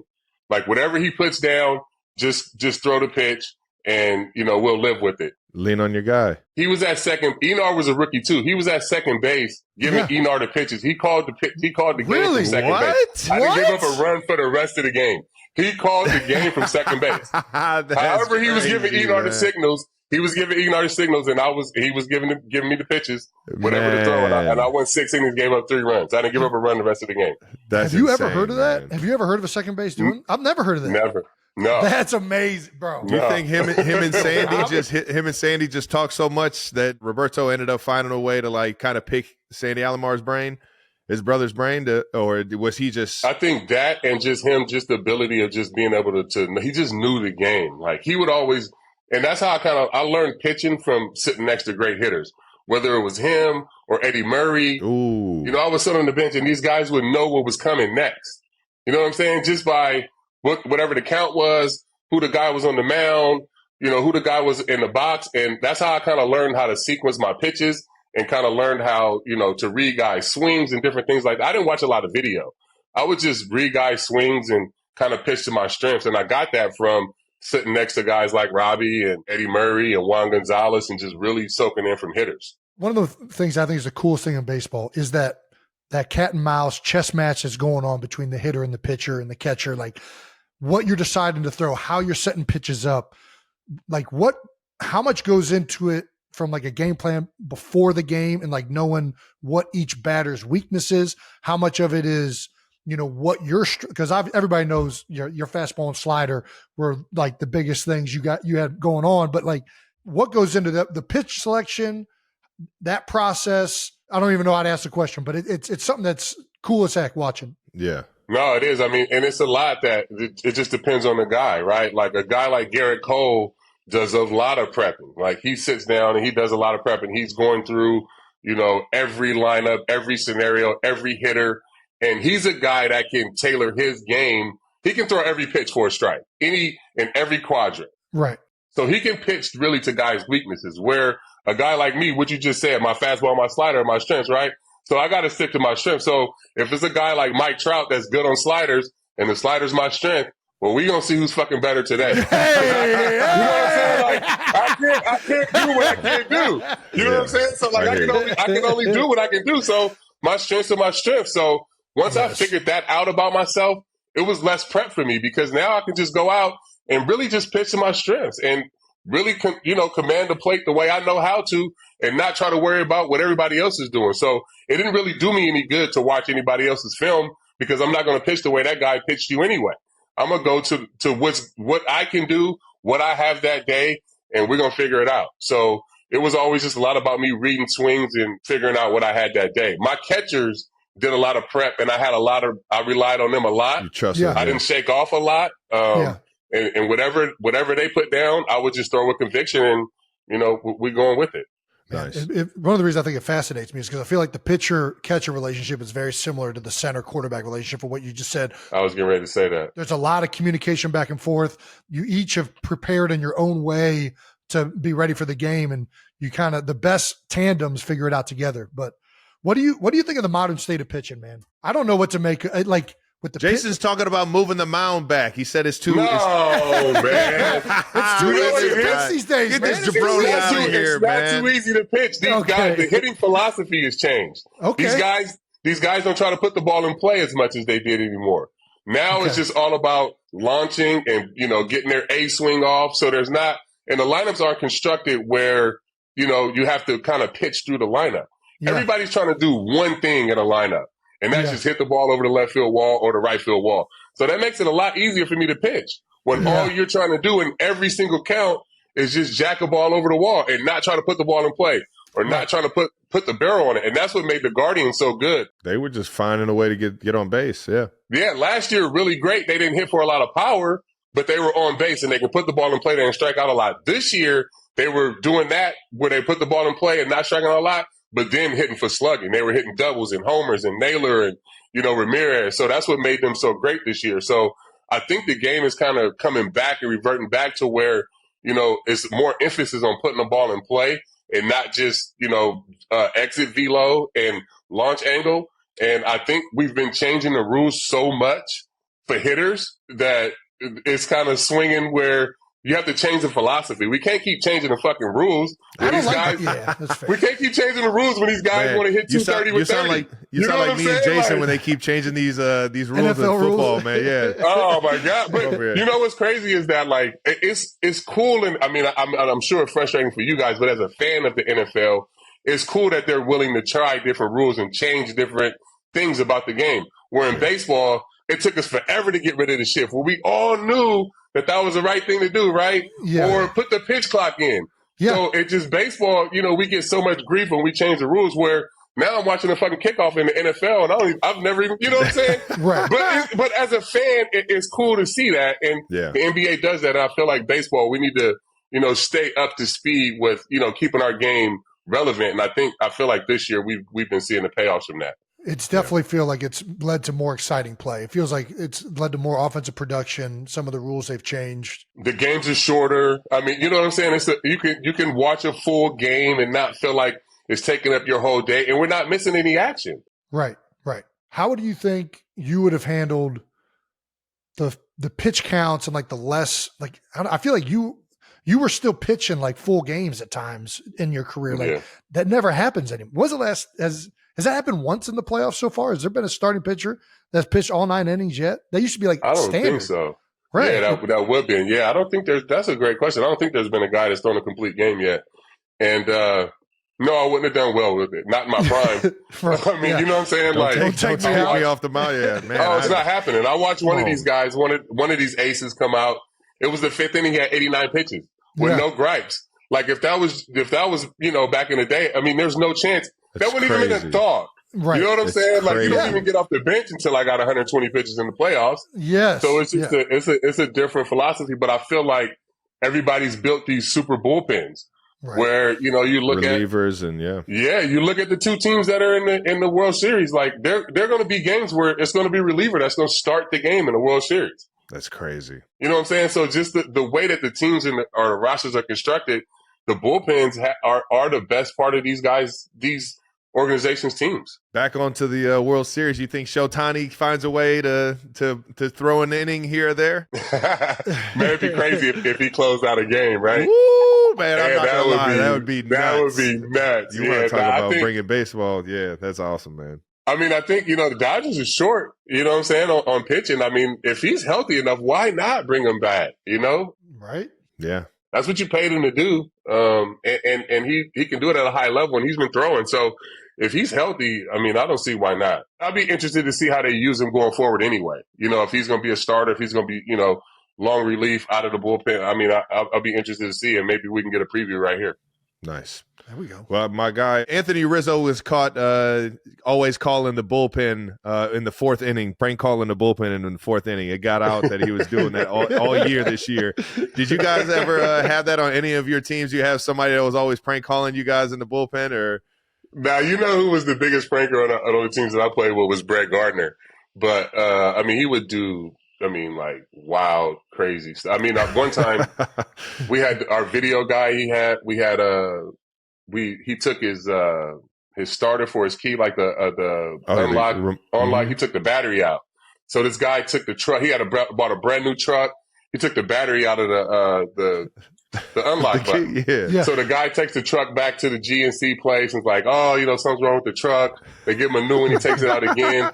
And then when they open it up, he had put a picture of like himself, like this size, in the battery thing in there. So that's a good bit right there. Yeah, Gardy was the best pranker. But when you sit in the bullpen, man, the whole time, like, your stomach is just hurting, right? Like, as a bull, because you don't know. As soon as the phone rings, you like, this is me. Like, you know what I mean? Like, is it for me? Do I need to get ready? Especially in a big moment in the playoffs. And yeah, so I can only imagine every fourth inning, like, he's calling down there and, like, somebody's, like, damn near about to shit on themselves getting ready. And he's just down there messing around. I want to hear one of these things, man. They got to record one of these things. Is he calling, like, the pizza, like, delivery guy? Like, hey, yeah, can I put in an order for a pepperoni, a 12-inch pepperoni, and you got the hot wings today?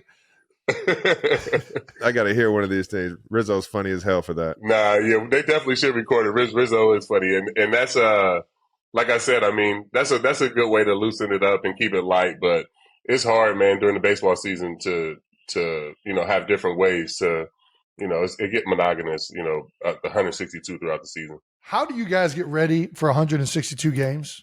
Jesus, like. I know pitchers, obviously you're not doing all of them, man. But like I was about to say, it's insane to me that there's that many. Like, as a football player, once a week, that feels like too much.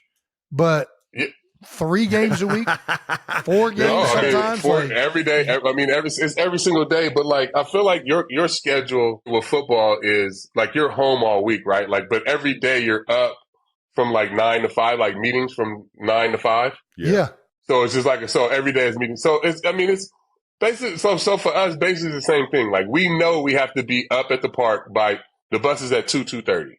Got it. Our day really don't start until like 11.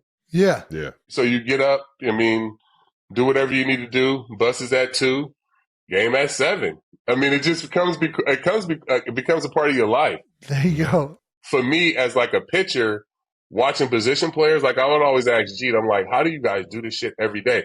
Or like Jorge catching 140 out of 120. You know what I'm saying? Like throughout the summer, and you got these different pitchers and guys coming in. So being a position player in the big leagues is vastly underrated. I feel like doing what Cal Ripken did is incredibly underrated and will never ever be fucking touched again. Ever. Nobody will ever come close to doing that. They won't let you. So. No, they won't even. I mean, in every sport though, right? Like, yes, every sport now they have load management where guys ain't playing. I mean, I just saw Embiid say he'll never play a back-to-back again in his career. That's crazy. Yeah, it's just at least that's crazy mentality. To me.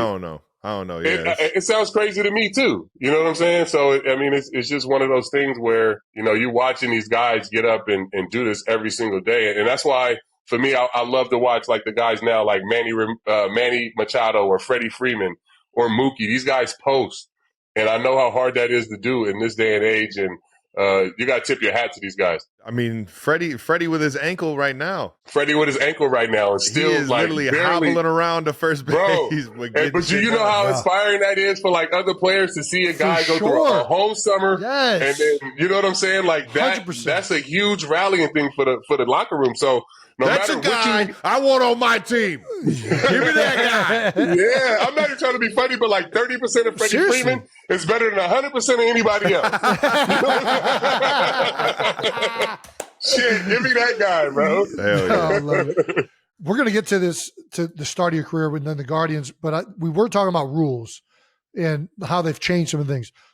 I got to ask you this question. What is one rule that you would change to make baseball better? The biggest rule I would change to make baseball better, it would be every getaway day. So every game that you play on the road, a getaway day, would have to be a day game. So like you guys don't. So like every game. So like as a Yankee, we come in to play the Phillies on a Thursday. I would want that to be a day game and not a 7:00 game, so I can get out. Not a night game. If that's a day game, we can get into the next city or get home at a reasonable hour. But the Yankees, because we're always the gate.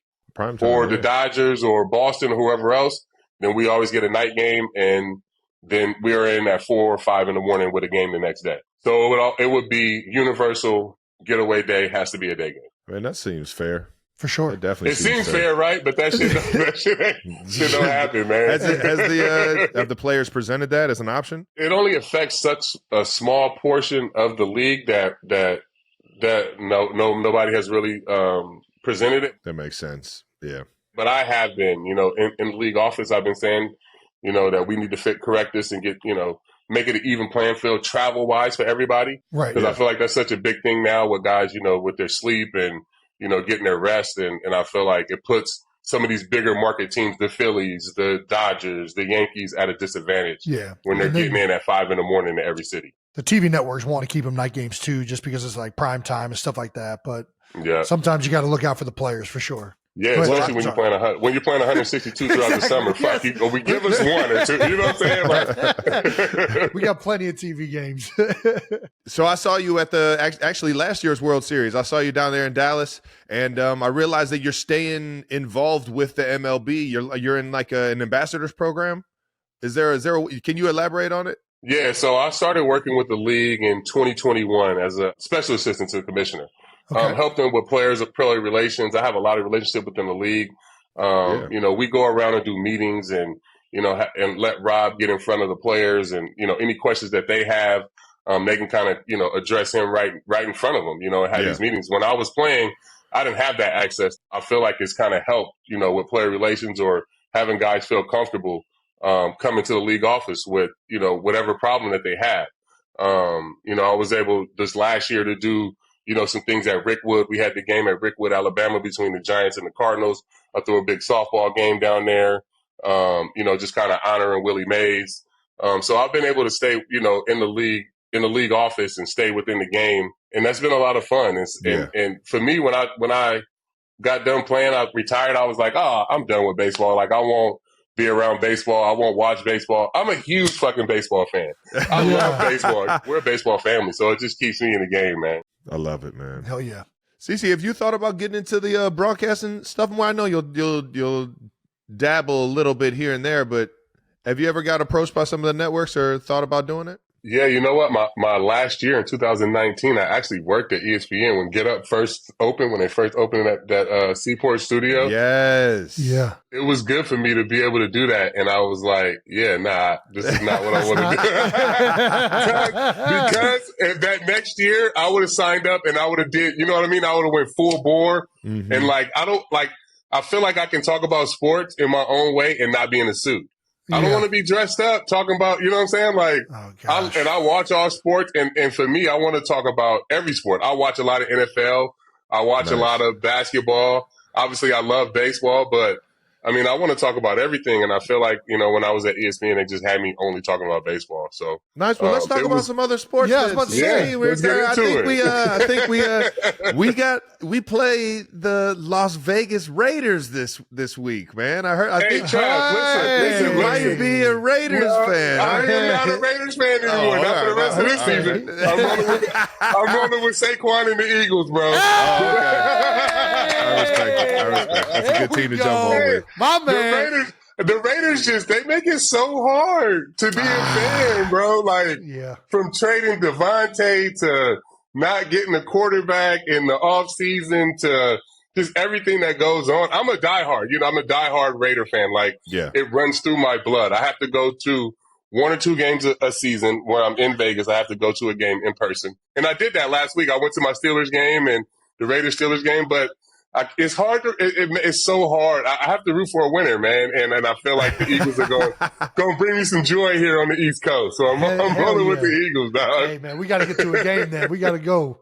What's your favorite sport to watch then? Besides baseball, is the NFL the thing you like watching the most? Yeah, the NFL and then basketball, obviously. But I watch a lot of Premier League soccer. I go over to watch a lot of soccer. I'm actually going over next month to watch Real Madrid. Watching Mbappe over there. Like I said, when I was saying earlier, I couldn't play Pop Warner football growing up. So I had to play soccer. My dad was like, you're going to play something in the winter. So he had me playing soccer. And I kind of fell in love with it. And like I said, I understood a lot of sports when I was young. And I really just fell in love with it. So I still go over there and watch a lot of Premier. I feel like all three of us kind of have that similar, appreciation for all sports and understanding all the game's each game's rules and everything. Tell me this though, man, because you could play in high school. We were talking about it earlier. We saw the highlights. Sometimes you watch these NFL games? You're like, man, I can do that. Yeah, I could have done that. Absolutely not. I'm not going to sit here and disrespect you guys like that. I wouldn't take it as disrespect. I wouldn't take it as disrespect. I wouldn't take it as disrespect. Nah. I mean, yeah, I was pretty good in high school. I don't know how I would have went in college. Like I said, that first year when I got drafted by the Indians back then, I was 255 pounds. I went home that offseason. When I came back in February, I was like 285, 290. So I'm telling you, if I show up on a college campus, I'm an offensive tackle right away. So, you know what I'm saying? Life might have been a little different. But, no, I mean, I appreciate what you guys can do out there. And, no, I mean, it would have been interesting, but I don't know if I could have played as long as I played in baseball in the NFL. Man, 19 in football is insane. I mean, I look at like my guy Mercedes Lewis, though. He's doing it at tight end right now. He's in his 19th year, and man, hats off to Sadie's. He's unbelievable throughout his entire career. I remember watching him over there in Jacksonville, and just in awe that I'm still, he's still in the league doing it at the highest level, man. Which is crazy. AJ Brown, Philadelphia Eagle himself, has said he can play in the MLB, stands on it every time he's been asked about it. Do you think he could touch anybody in the league? You know what? I've seen AJ swing, and I've watched. He was like a pretty good player. I saw him do some perfect game. He went through like the high level perfect game stuff. So yeah, I think any guy like that played baseball for that long throughout high school has a chance to still play and swing a bat. You can see Donovan Mitchell, a guy like Donovan Mitchell. He can. He still swings. He can still play. I feel like Kyler Murray. Yeah, he was. Yeah. He played baseball through college. So I feel like Pat Mahomes out there playing baseball. Pat Mahomes. Pat was a really good baseball player. Yeah, and I feel like it shows up a lot in his football game. Just watching him, like he runs around out there kind of like a shortstop. He's flipping the ball with both hands. Isn't it crazy? Like, he's throwing from every angle. Yeah, you know what I'm saying. And I feel like a lot of the good quarterbacks are like that, where they're like.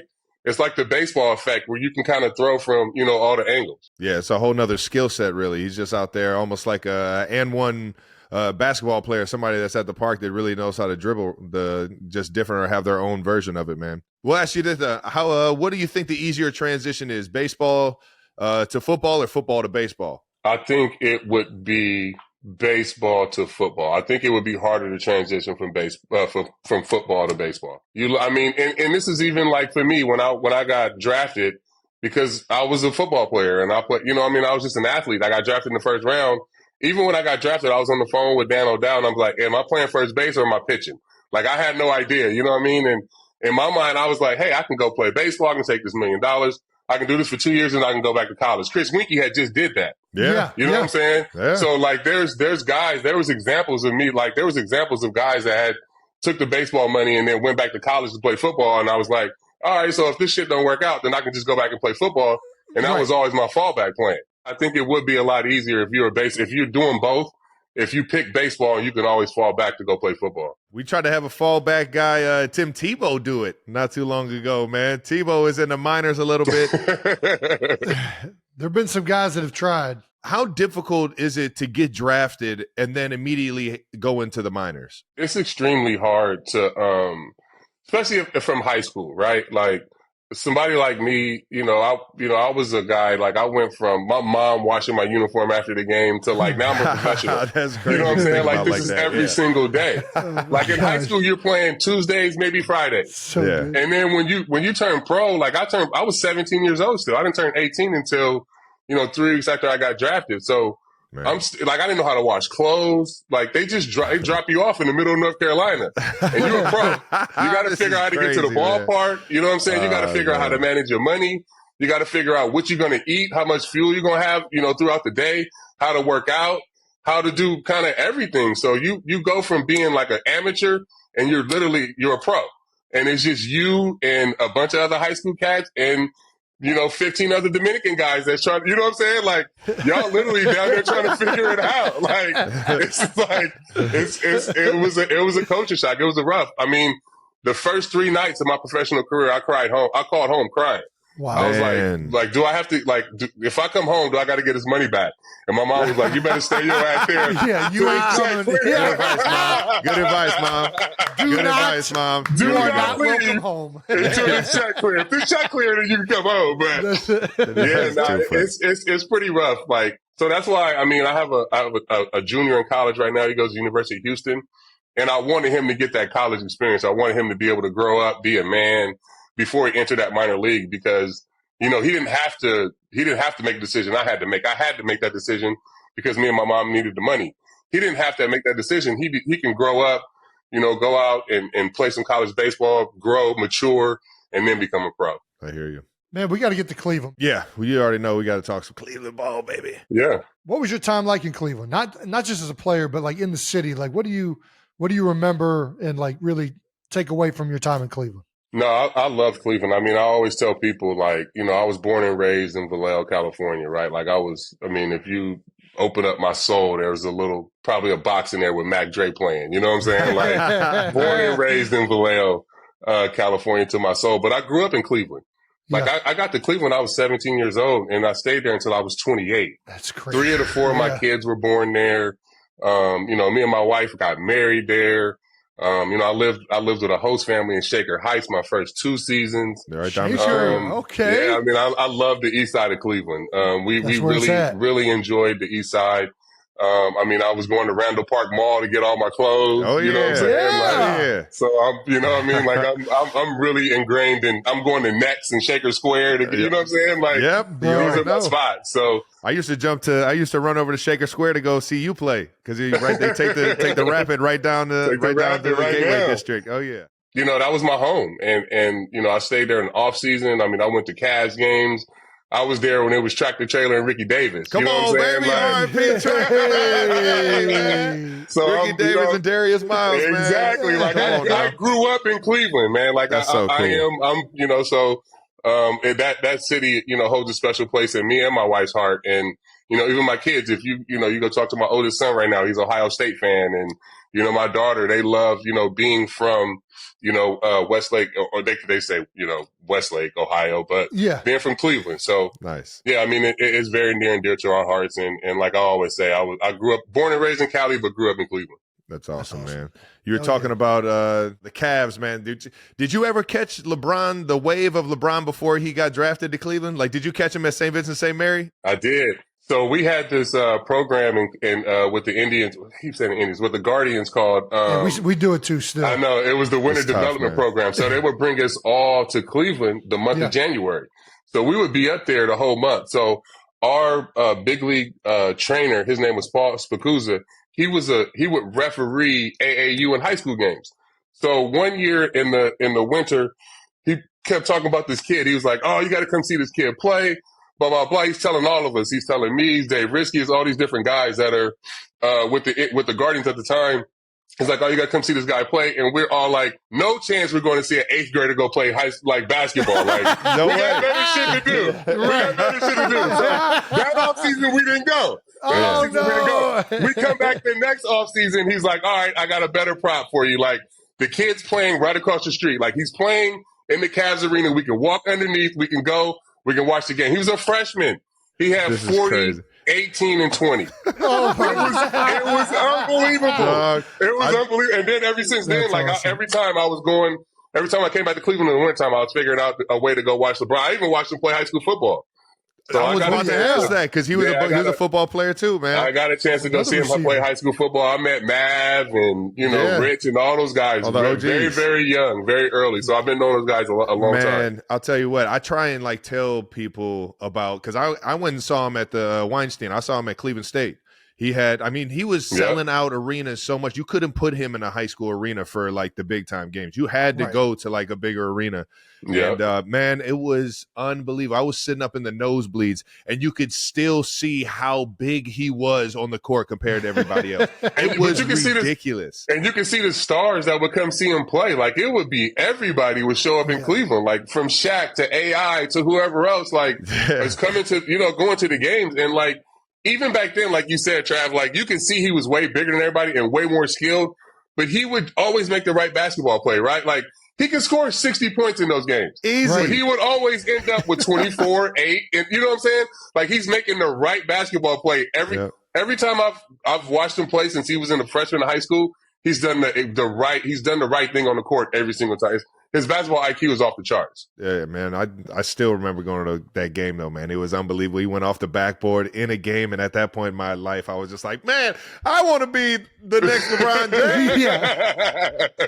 Ended up choosing basketball over hockey going into high school, and a lot of that was because I was like, man, this dude just makes basketball look so fun and just sports look so fun, man. Was that a big thing for you guys, like living in Cleveland, like choosing – like over hockey, like because hockey's a big sport out there, right? It's a big winter sport. Yes, I mean we grew up playing hockey since I was 5. I think Jason was a little bit older, but when he got into it, I immediately got into it since like the lowest level of at least organized hockey. And on top of that, man, we grew up with the same guys, the same teammates throughout our lives. So it's like we had a connection with like the team and everything, and that was definitely the hardest thing for me.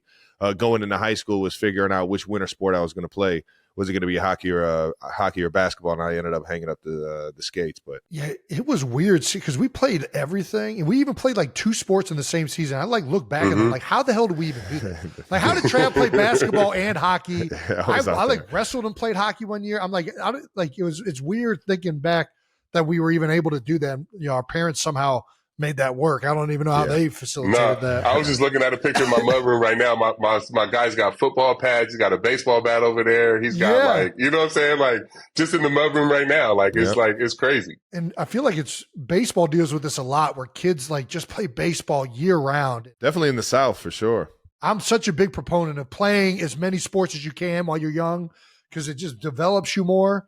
But it feels like, I know hitting is like, if you want to be a good hitter, you got to hit a lot, right? But too much of anything is a bad thing, right? You know what I'm saying? Yes. Like you don't have to hit that much to be like, we didn't hit that much. Like I played 16 baseball games when I was a kid. You know what I'm saying? Like we played the little league schedule. And then when it was in August, we played football or whatever else. Soccer. And then basketball or soccer. You know what I'm saying? Like we're playing the sports. And I think a lot of these kids get burnt out in their sport, whatever it is, because they just specialize way too early. And I feel like you play these other sports, it makes you so much a better athlete, and it makes you better in your main sport. Right. Like football made me so much better as a baseball player. Basketball made me so much better as a baseball player because of footwork and like being so big and be able to move around. You know what I'm saying? Like these, I mean, I'm sure with hockey and you playing center or, you know what I'm saying? Like Trav, you playing 100%. Quarterback and like, you know what I'm saying? Like these things make you into your ultimate, 100%. Make you into an ultimate athlete. When you play just one thing, you can get good at that one thing, but you're not as athletic as you ultimately could be if you play these other sports, or even like your mentality playing your main sport changes when you play these other sports. Absolutely. You just become more well-rounded, man. I'm with you, man. I promise. I watch Trav out there shaking guys sometimes. I'm like, man, he's just out there playing basketball. Man, he's playing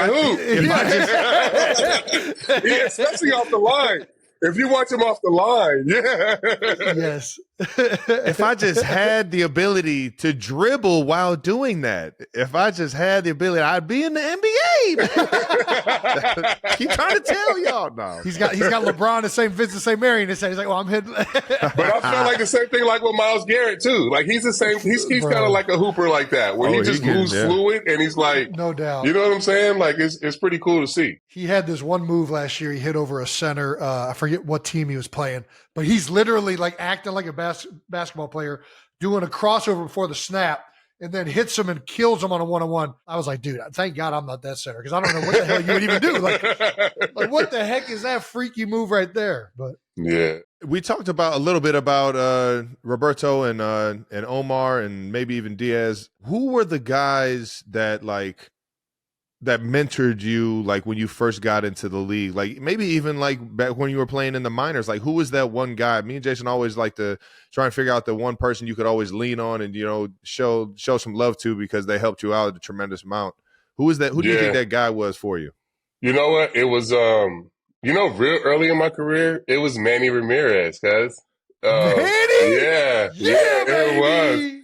And Manny was a first rounder, I think, in '93. I was a first rounder. I came out in '98, And we would all, like in Winter Haven in spring training, we all kind of stayed at the same hotel. Like the young guys in the minor leagues, we all stayed at the hotel. And like some of the younger big leaguers would stay at the hotel. And Manny would kind of stay at the hotel in his younger days. And when I first came around, he would take me out to eat and all this different stuff. And one time we're coming back from eating, and this is like, I mean, we've been hanging out maybe like a year or two now. And this is like, you know, the third time this spring training that we're coming back from eating.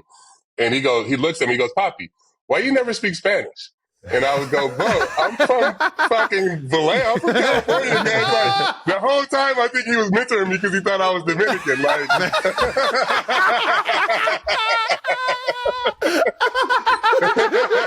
that boy Manny. So it was Manny early. We have a great relationship. That's awesome, man. David Justice was there early. But when I first got to the big leagues, it was Ellis Burks. Ellis Burks was the guy who he bought me my first suit when I made the team. And he really, that first year, he really taught me how to be a pro. Took me under his wing, told me what to do and what not to do. Because I was so young, I was so green, I had no idea. I mean, I didn't even know how many innings you had to pitch to get a win at that point. You know what I'm saying? So I was really, really, really learning on the job, and Ellis did a good job with me. Nice, man. We asked this question too. Not knowing who mentored you, do you have one moment that was like your welcome to Major League Baseball moment? The best story I feel like where I felt like I was like one of the guys was, so after my first start, I don't think I won that game. Maybe I didn't win the first start. So the second start I pitched in Detroit, and I went 5 innings. I gave up 4 runs. We fly to Baltimore and we get in early. We go out to dinner. I ended up getting a win that night in Detroit. We go to dinner. The guys take me out, and I had like a suit on. Yeah. And I just remember guys like stuffing like money in my pockets. Like everybody was like, they took me out and they were like everybody handed me like money, like cash. And I just remember like waking up the next day, I had all this money, all this cash, like one of the best moments of my life. And I just felt like, it was like one of those like, welcome to the team, kid, you know what I'm saying, kind of moments, man. Which was pretty cool. That kind of made me feel like I was a part of, you know what I mean? Dope. I like that better. Yeah. Dude, in the NFL, we take the rookies out and they got to buy like this absurd dinner where they spend all their money. I like that better. Let's give the young guys some cash. I like that. That's the way it should be. Yeah. And when I first got called up, it was a lot of hazing. It was a lot of like, you know, the young guys have to do this, do that. And now it's a lot different. I mean, you know, for me, I wanted to be different. I want the young guys to come up and feel comfortable, you know, be a part of the team. You know, I didn't want any of them to go through kind of the stuff I went through. So we kind of changed the culture a little bit, and now these young guys get to come up and feel comfortable. So it's good. That's awesome. Nice, That's awesome. Man. How many? 19 seasons? 19 seasons. Yeah. I was lucky.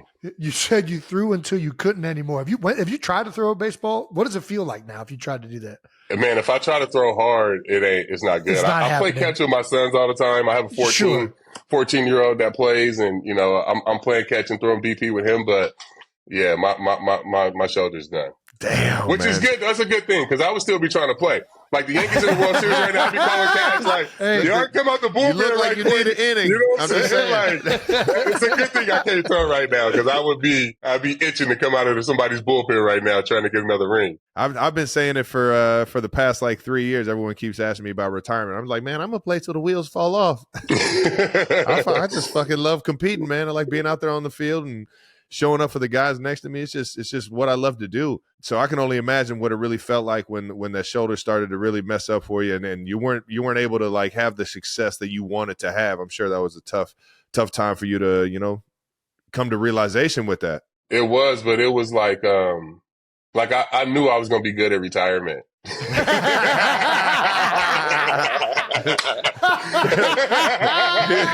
So I wasn't I'm going pro at retirement, bro. Like I knew I was gonna be. I got hurt in 2014, which is Jeter's last season, and I didn't really travel that year. And it was like kind of like my first summer off. You know, we played the whole summer, so we never get Memorial Day or 4th of July. Like we don't know what that's like. So that first summer, I was like, oh shit, I'm gonna be like really good at retirement. So after that, like every year, it kept creeping in to where I was like, every road trip, like I'm packing and I'm like, fuck, man, you know, like where before I'm happy to like pack and go with the guys and like, you know what I'm saying, hit the road. Now I'm, you know, upset I'm missing this game or this daughter's competition or this stuff. So it got to a point where it was like, you know, when I started, you know, getting upset about packing, it's like it's time for you to be home. Yes, for sure. And now I'm in the locker room with guys that have more in common with my 14-year-old son than they have in common with me. Yeah. You know what I'm saying? So, you know, it's time to go. I mean, as much as I love to compete, as much as I love the game, I don't miss anything about it. I got my feel out of it. You know what I'm saying? Like, I won a championship. I got to do it at the highest level with, you know, what I consider one of the best organizations. So I don't miss it at all. You know what I mean? Like I'm good with it. And I just love watching baseball now. I love it, man. And like you said earlier, you're still doing a lot with the league and being that voice for players and that connector. We got a segment on the show called "We Gotta Ask, But You Don't Have to Answer." So let's wrap this crazy convo up with the segment, and it's exactly what it sounds like. CC, we're gonna ask you some rapid fire questions, and I mean, you can literally tell us to fuck off, or you can answer them. We'll have some fun. Jason, go ahead and start with the first one. Yeah, are pitchers the most superstitious professional athletes out there? I think baseball players in general. I think baseball players have to be the most superstitious athletes on the planet, for sure. Yeah, 100%. Do you have any agree to that. Weird superstitions you've seen over the years? What's the weirdest one? Jeter ate the same thing every single day. He would like peanut butter and honey sandwich. He would take a bite of it and then throw the rest of the shit out. Just to get his bite in. I just got to get my bite. It was, you know, like he must have did that one time, didn't have time, had a great game. You know what I'm saying? And then and then for me, like, it was always like, so before my starts, I had to be in the hot tub at like 4:23. Yeah. I had to be out of the hot tub at like 4:34, on the training table 4:30, like time. So like, I was the same way.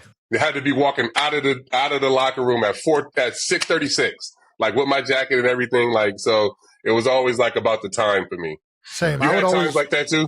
I would always go in, and there's always a list in the locker room for football that tells you what time each position has to be out. And I would go and find out when the centers and quarterbacks had to be out for snapping. And I would work back every 15 minutes. I would have like markers like, okay, at 1 hour before that, I'm taking my pre-workout drink and doing this. At 45 minutes, I'm taking my anti-inflammatory. At 30 minutes, I'm getting changed. Gotta make sure that thing gets some time to kick in. As you get older, yes, sir. That's too far, man. You guys are crazy, man. I can't do that, man. I'm so bad with time, and I'm the most inconsistent person in the world. So I was like, man, let me not just set myself up for failure here on these superstitions. So you don't have any? I'm just going to show up to the like ballpark and just play some football, man. No routine like that. You don't have no routine like that before the game with time. I mean, other than making sure I take that anti-inflammatory about 45 minutes before I go out on that field. That's about the only one I got. And sometimes I even forget to take that until I'm like right about to go out there. Well, have you ever been out there and realized you forgot to take it? Yeah. It's like, why do I feel so bad? Oh, yeah, that's why. All of a sudden, you turn on the film on Monday morning, you see, man, Travis was real slow in the first quarter. No, I've never been to the bullpen without my anti-inflammatory or Toradol, whatever I got to take. For sure. Whichever one it is. CC, what's the toughest ballpark you ever played in? Toughest ballpark? I think Fenway is the toughest ballpark to play in. Fenway? Ooh. I think so. I mean, just the atmosphere, the Green Monster. You have to change the way you pitch in that park. And like, you know, we talked about it earlier. I don't like to change I pitch to my strengths. I do what I do. And there you have to actually change the way you pitch because of the wall. So I think Fenway was always the toughest place to pitch. What a home field advantage, man. That's crazy. Do you have one batter you faced in your career that just like, you know, you're glad you never got to face him again? He just, for some reason, had your number. Man, I wish it was just one guy. Right? I wish it was just one guy. But Manny Ramirez, for sure. I mean, Manny, he would always get me in the biggest spots. And then Evan Longoria. I mean, it got to a point where I was just like, I mean, there was one game where Tony Pena, he was our catching coordinator. He was like, just throw them all sliders today.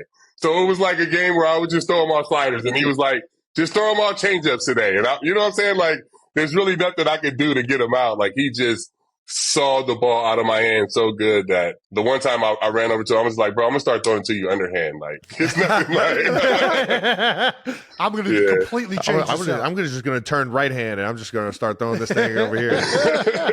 Who's on your Mount Rushmore of pitchers? Wow, I've never been asked that question. I would have to go Ferguson Jenkins for sure. Ooh. Okay. I would have to go Bob Gibson. Okay.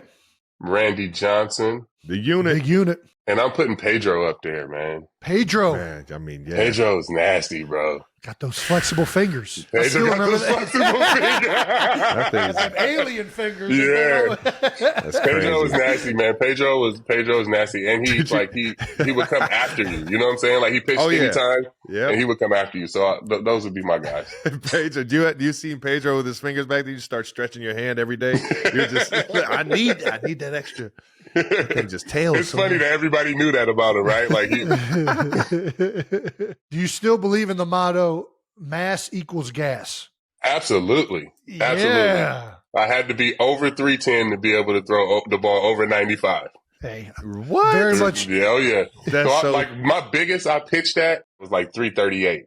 I would pitch at like big in man. my Milwaukee days. Yeah, the Milwaukee early New York days. I was like 330. I went on a trip to Italy one time. I came back and I was like, I didn't weigh myself. I was just pasta and wine. Bro, I came back. I was 346. Like I'll never forget getting on the scale and it was like 346. And get in that sauna, take a few. And it's in December. You know what I'm saying? Like I got like 6 weeks before I need to be back to 290. Oh wow! Everybody's like, "What's CC running polls for?" It's like, man, I heard he went to Italy. Man, don't go to Italy in the off season, man. This shit crazy. I was doing that lemonade diet where I was doing like the cayenne pepper with the lemonade. Like I was crazy. Nice details. I got down though. I got back. Listen, man, we're the Kansas City dad bods over here. We just make it shake. We make it shake. It. All right, and then what's your advice to kids getting into baseball now, man? If you had some just a little bit of advice you can give to some of our younger viewers, man. Man, my advice would just be just to enjoy the game. Don't take it too serious. Play other sports, but have fun and enjoy the game, and really be a fan of the game. Watch baseball. Go to games if you can. Go out and play with your friends. I think the more that you're a fan of baseball, the more you fall in love with it and the better you become as a player. But I think you really need to be a fan of this game to understand it and to really know what it is to love it. I'm with you on that, brother. Oh, yeah. That's all we got. Appreciate you, man. CC, what you got any questions for us before you hop up out of here? I mean, you guys both, played, in Super Bowls or at the highest level. Like, what would your advice be as far as getting there or, working towards, did you work? Cause I never worked to play in the World Series or to be in the Hall of Fame or it was just always just trying to get better or one day at a time. Was that with you guys or was it no, I'm trying to win Super Bowls or this is my goal? Well, I'll answer first because I feel like they've won 2 in a row, so they might already be thinking about the Super Bowl. But for me, no, you're always focused on winning the day, right? You're always focused on just getting better in any way, shape, or form, and you're week by week. I think everybody starts the season with you want to win the Super Bowl, and that's the end goal. But I don't think that's where you're at any moment until you're there, if that makes sense. It's always about, man, we got to be. If we're playing Cleveland this week, how do we beat Cleveland? Or what did I do last week?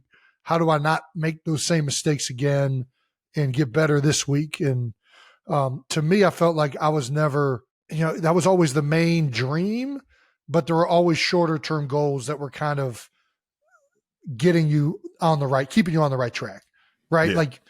Doing your job, getting better every day and, staying in the moment. I think help you achieve all those long-term goals. Yeah. What about you, Trev? I kind of go along the same lines as what you were saying, CC. One of my coaches in college used to say, "Feed the fire, fuel that knowledge and that love for the game, and really understand it to the minute details." I have never been satisfied watching myself on film. I literally am my worst critic. And I feel like if guys take that mentality, not only in in sports, but just in life of always trying to find ways to better themselves.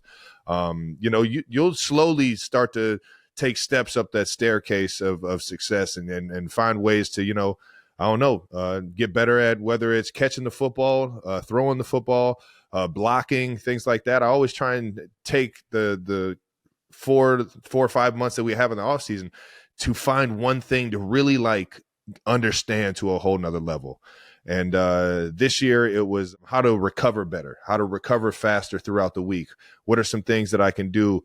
And it's just been a whole, like, I don't want to say change of routine, but it's just been a whole fine tuning of the routine throughout the week, so that even in, week 4 to week 10 to week 16 to week 20, if I'm fortunate enough to play in the Super Bowl, I found a way to be at my top and like best like physical form for the guys around me, and just be accountable, man. But I would say just be your own worst critic in life, man. You can't tell me I played terrible, man. I'll be the one to say it first. I hate myself. Yeah, I've already told myself. That's what people always say about playing here. Like, how can you handle the pressure of playing in New York? No, I already put so much pressure on myself that, like, you know what I mean? Like, if I give up a run, I'm already, you know what I'm saying? So there's no more amount of pressure that you can put on me that the external pressure that's going to break me, you know? Right. Absolutely. I got another question about one more football, if y'all don't mind. It's just like, I watch so much football and I see everybody talk about offensive lines and, this offensive line bad, that offensive line bad, but the defensive lines every team has a freak on their defensive line. Yeah. Like every single one, whether it's Max Crosby or Joey Bosa or J.J. Watt. Like, why won't they take some of these guys that don't make it on the defensive line, turn them into offensive linemen, so you can kind of match some of these bodies and these fucking skill set that these guys have? Like, it's crazy. Yeah. It's a good point, man. It is crazy. I think, those defensive guys it's a sexier position. That's what I would want to play. So all those guys want to play, right? Everybody wants to get sacks. They don't want to have to block Myles You don't have Garrett. to think as hard. You can kind of just go and play your game. Every team has a freak, though. Every team has like one or two on their defensive line. At least one. And to kind of talk about this a little bit more, like most of the best offensive linemen were those, like most of the best offensive linemen in the league, at least I don't want to, like, not all of them, but a lot of those guys were former position players, right? Like I was a linebacker growing up. Lane Johnson played tight end and quarterback. Jason Peters, who played with the Eagles for a long time, was a tight end in college. So there are a lot more skill and athletic guys switching to the offensive line for exactly what you're saying. Like you can't just be a big, like strong guy anymore and be a successful offensive lineman. It's going to be really hard to compete with athletes. You got to be a crazy athlete now and all that other stuff. And those are rare people. It's rare human beings to find 6'6" dudes that are athletic, big, strong. Like they just tough. Yeah. You know it. Yeah, exactly. But I feel like so many offensive linemen take so much shit, or these offensive line period, because they're like, but it's like, do you see what I'm like? Yeah. Like, do you see what I have to do over here? What the fuck is on the other side? Come on out here and try and do it then, all right? You come out and block Myles Garrett, block Michael Parsons. But every offense is like, oh, their offensive line's terrible. No, fuck that. Look at the defensive line that they're fucking blocking. Yeah. Well, the other thing with O-line is like, if you do your job 9 out of 10 times, it's a failure. Like, if you give up 1 sack in a game, I had a bad day pass blocking. I could have had 39 snaps that I got my job done, but that one is going to haunt me in my head. So it's like, like it's like being a relief pitcher. That's like being a closer, right? Yeah. One pitch. So frustrating. It's like, man, these guys get paid too. They're pretty dang good. They're pretty damn good. My fire is fueled. Back to what Trav was saying, because the World Series is coming up. We're going to see a world champion announced in a couple weeks. And it's baseball season right now, man. I can't thank you so much. Thank you enough, CC, for coming on. It was awesome talking to you, getting your story and also just your frame on this series that's about to happen. You're the best, brother. Appreciate it. Thank you so much. I appreciate it. Big fans of y'all. So anytime y'all want me to come on, anytime I'm on. Hell yeah. You're the best, brother. We'll definitely have to get a few rounds of golf in over there on the East Coast. That's what I'm saying. You're in Jersey. This is an easy one to get in. Exactly. Absolutely. Hit up old Trout. And that wraps up another episode of New Heights. Thank you to my man CC Sabathia for joining us. Make sure you're subscribed on YouTube to the New Heights channel and follow New Heights on Wondery app or wherever you get your podcasts. Reminder, you can listen to new episodes of New Heights early and ad-free right now by joining Wondery Plus in the Wondery app or on Apple Podcasts. And you can also give a call to the Heights Hotline. That's right. Leave us a voicemail asking for relationship advice at 929-399-7260. We'll respond to our favorites on the next Wondery Plus episode. We got all the advice for you, baby. All right, now the ladies' men over at the Heights Hotline. That's right, ladies' men. Once again, New Heights is a Wondery show produced by Wave Sports and Entertainment and brought to you by Peloton. Find your push, find your power with Peloton. Follow the show on all social media at New Heights Show with 1S for fun clips throughout the week. And thank you to our production and crew. We love you guys for deleting everything that would get us canceled. And thank you to the 92%ers for always tuning in each and every week. Tell a friend, baby. And we'll see you guys next week. Peace. Peace.